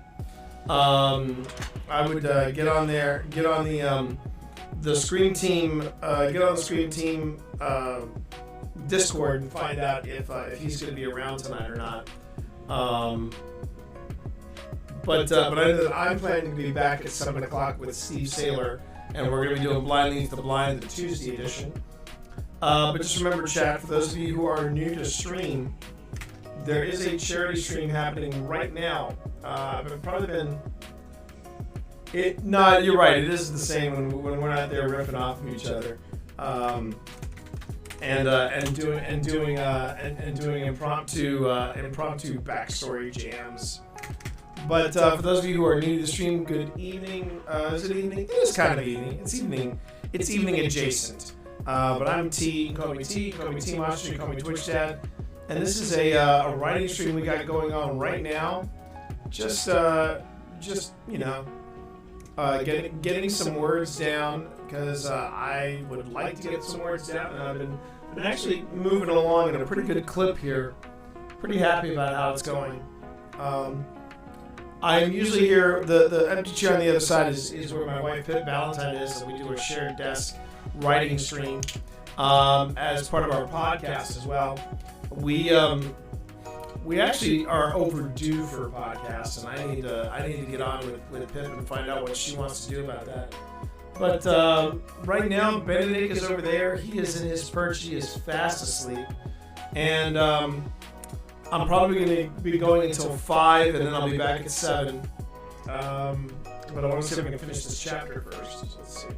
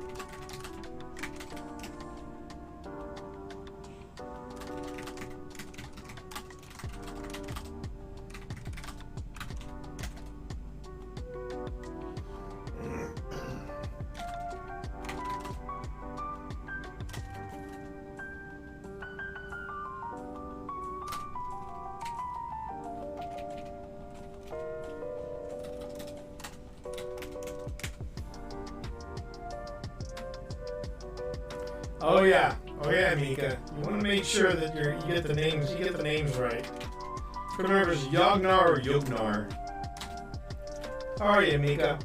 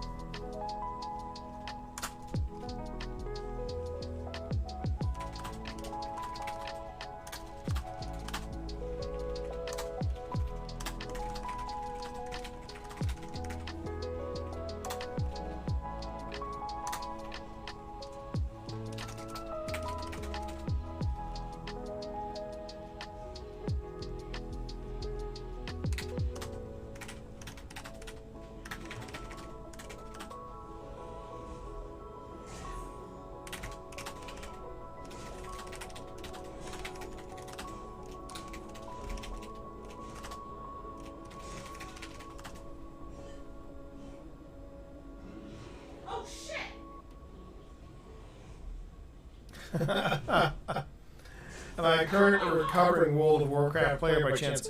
No, I'm just a, hang on a minute. When I hear my wife say, "Oh shit, I gotta see what's going on." Hold on one second, everybody. You alright there, hon? It's the Fizz. A list of bars? Oh, It's like 3 minutes.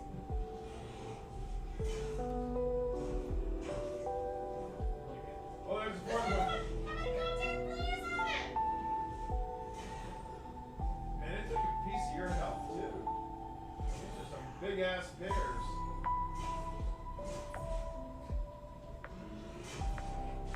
Ah!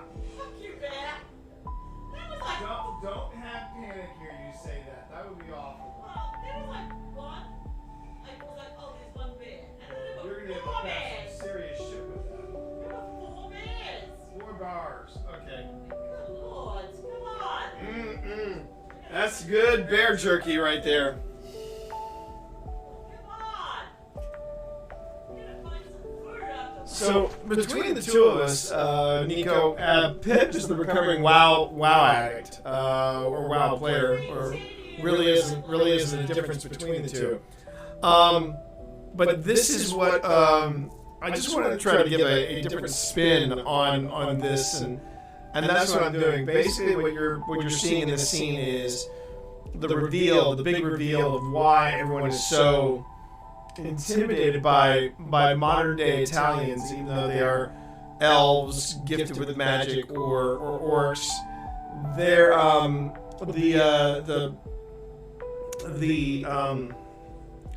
the Italians are using blood magic, and because of its power and because of what it can do,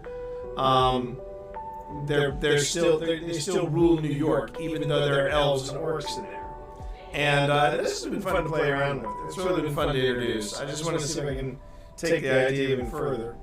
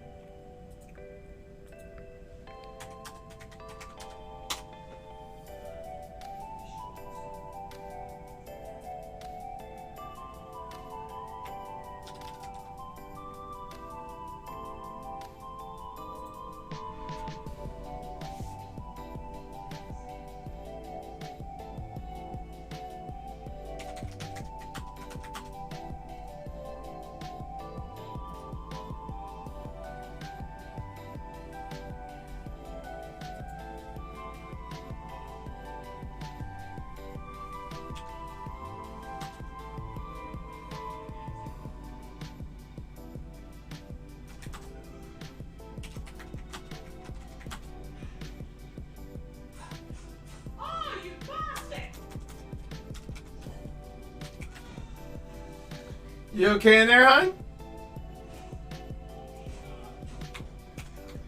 Sounds like she's having a tough time in Assassin's Creed Valhalla. Not sure what's going on there, chat, but sounds serious.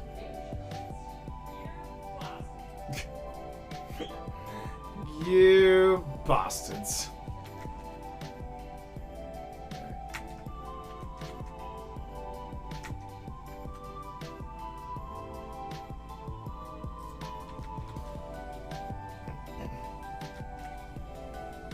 Let's get back here.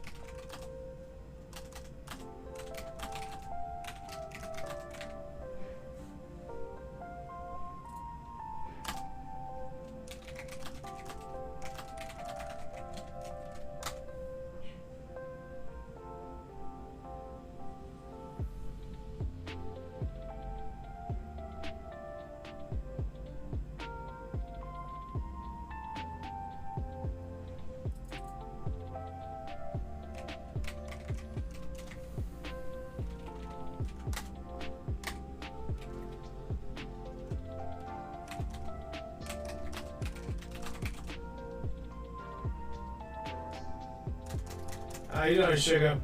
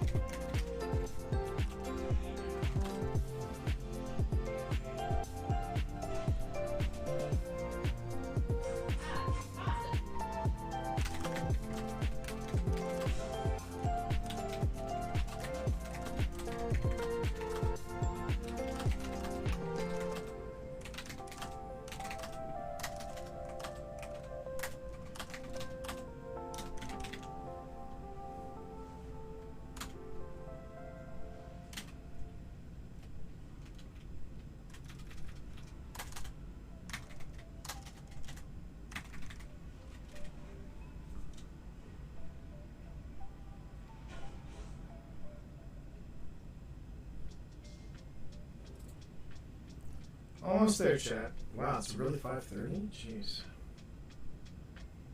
I might have to wrap up then because I want to make sure that I Well, I can go a little bit longer. I can go a little bit longer.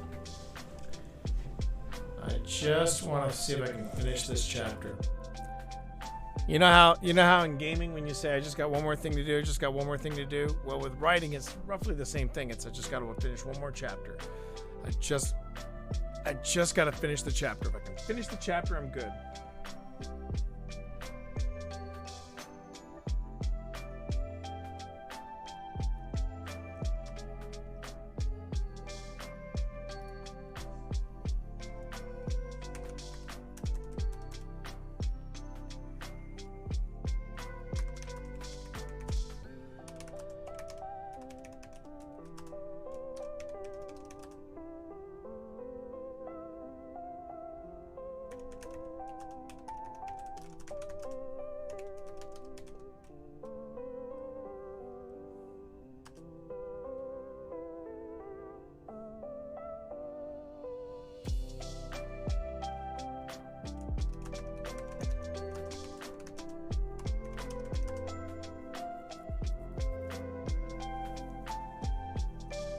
Yeah, just one more turn, then it's 3 a.m. Exactly, Nico. Exactly.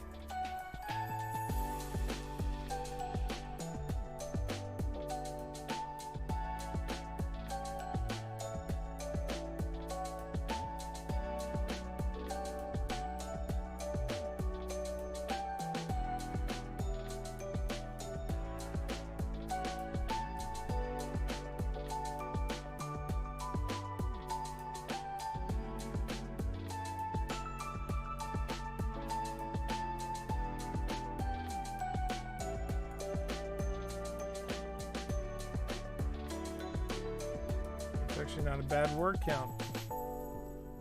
That's just under 2,000 words I've managed to crank out today. All right.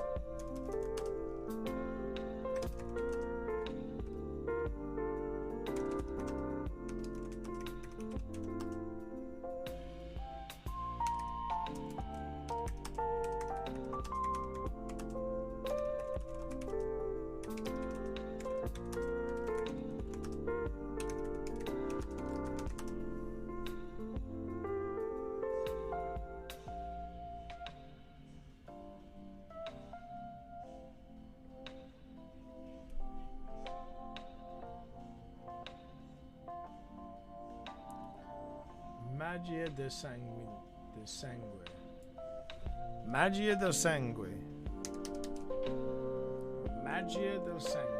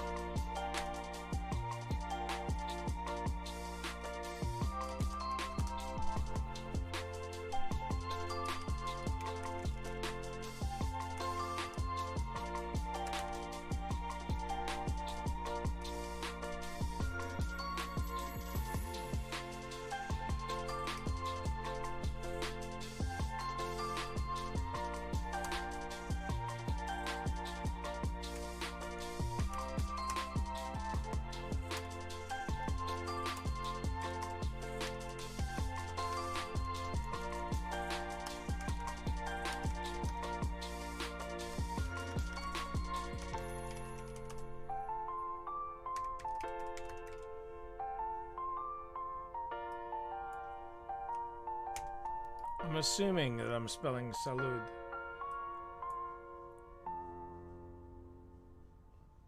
Hey, Skeet. I'm going to call you Skeet. Hope that's okay. And thank you, Skeet. I hope I'm spelling salud right there. That's a great place to stop. That's 2,000 words today, everybody. 2,000 words today. So while I'm struggling in my job hunt, I'm kicking ass in my writing. So there's that. Just got to make sure I can find a Oh, thank you. Thank you, Skeet. I appreciate that. Salud. Salud. I'm really liking this story. I'm thinking it's starting to. I'm salud. Skål. Sláinte. Oh, we're not talking about the Irish mafia. I'm liking the way this is coming along. I'm liking the way this is coming along. That was a fun chapter to write.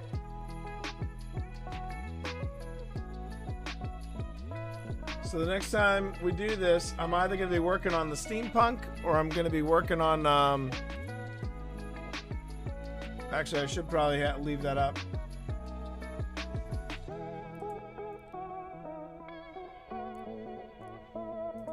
That's a very nice one. That was nice. That was a good time. That was a good time, chat. That was a good time. Yeah, I am, Skeet. I don't know if you're new to my stream or if you are an old favorite, but basically, yeah, when I'm not video gaming, I write books. You can call me T Monster or Twitch Dad, but the books that people know me for. This is the 4th edition of Podcasting for Dummies. This just came out. This came out earlier this year. Discord for Dummies, and while my gaming can be a little twitchy now and then, I did write the book on how to stream. And this is not a get-rich-quick book. There is actually a section of this book that says, do not quit your day job. So this is what people know me for. They know me for the For Dummies books.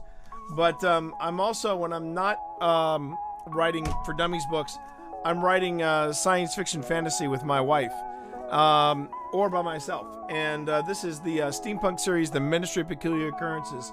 This is the first in a 6-book series. My wife and I are currently working on another book on that series, but we're also working on some solo projects. And this project was inspired by a documentary I watched on Netflix called Fear City, New York versus the Mob. So I'm doing an urban fantasy set in the late 70s, early 80s with the Italian mob, orcs, elves, and having a good time with it so far. And that was the 4th chapter, so that was a nice way to end it. All right, I'm going to be back at 7 o'clock, and that one I will be gaming. I will be coming back with Destiny 2. It's a special Blind Leads the Blind on Tuesday, and so it's Titan Tuesday featuring Steve the Blind Gamer Sailor and Blind Leads the Blind. And that's going to be happening at 7 o'clock. Right now, I got to help my wife get dinner together. So thanks, everybody, for joining me on this terrific writing stream, this productive writing stream. I needed that kick in the pants. I will see you all. Later tonight. Again, 7 p.m. tonight. Hope you all join me. Skeet, you just caught me in the last bit of it. Yeah, I know. I'm sorry you missed most of it. But you caught me. Hey, you caught me finishing chapter 4. So that's a good sign. It's a good sign. We're off and running. All right, everybody. You all have a great night. I'll see you at 7 o'clock. There might even be some Phasmophobia tonight. I will check with you, and I will let you know definitely by 7 p.m. But at 7, it's me, Steve Sailor, and Destiny 2 Electric Boogaloo. Talk to you later, everybody. Peace.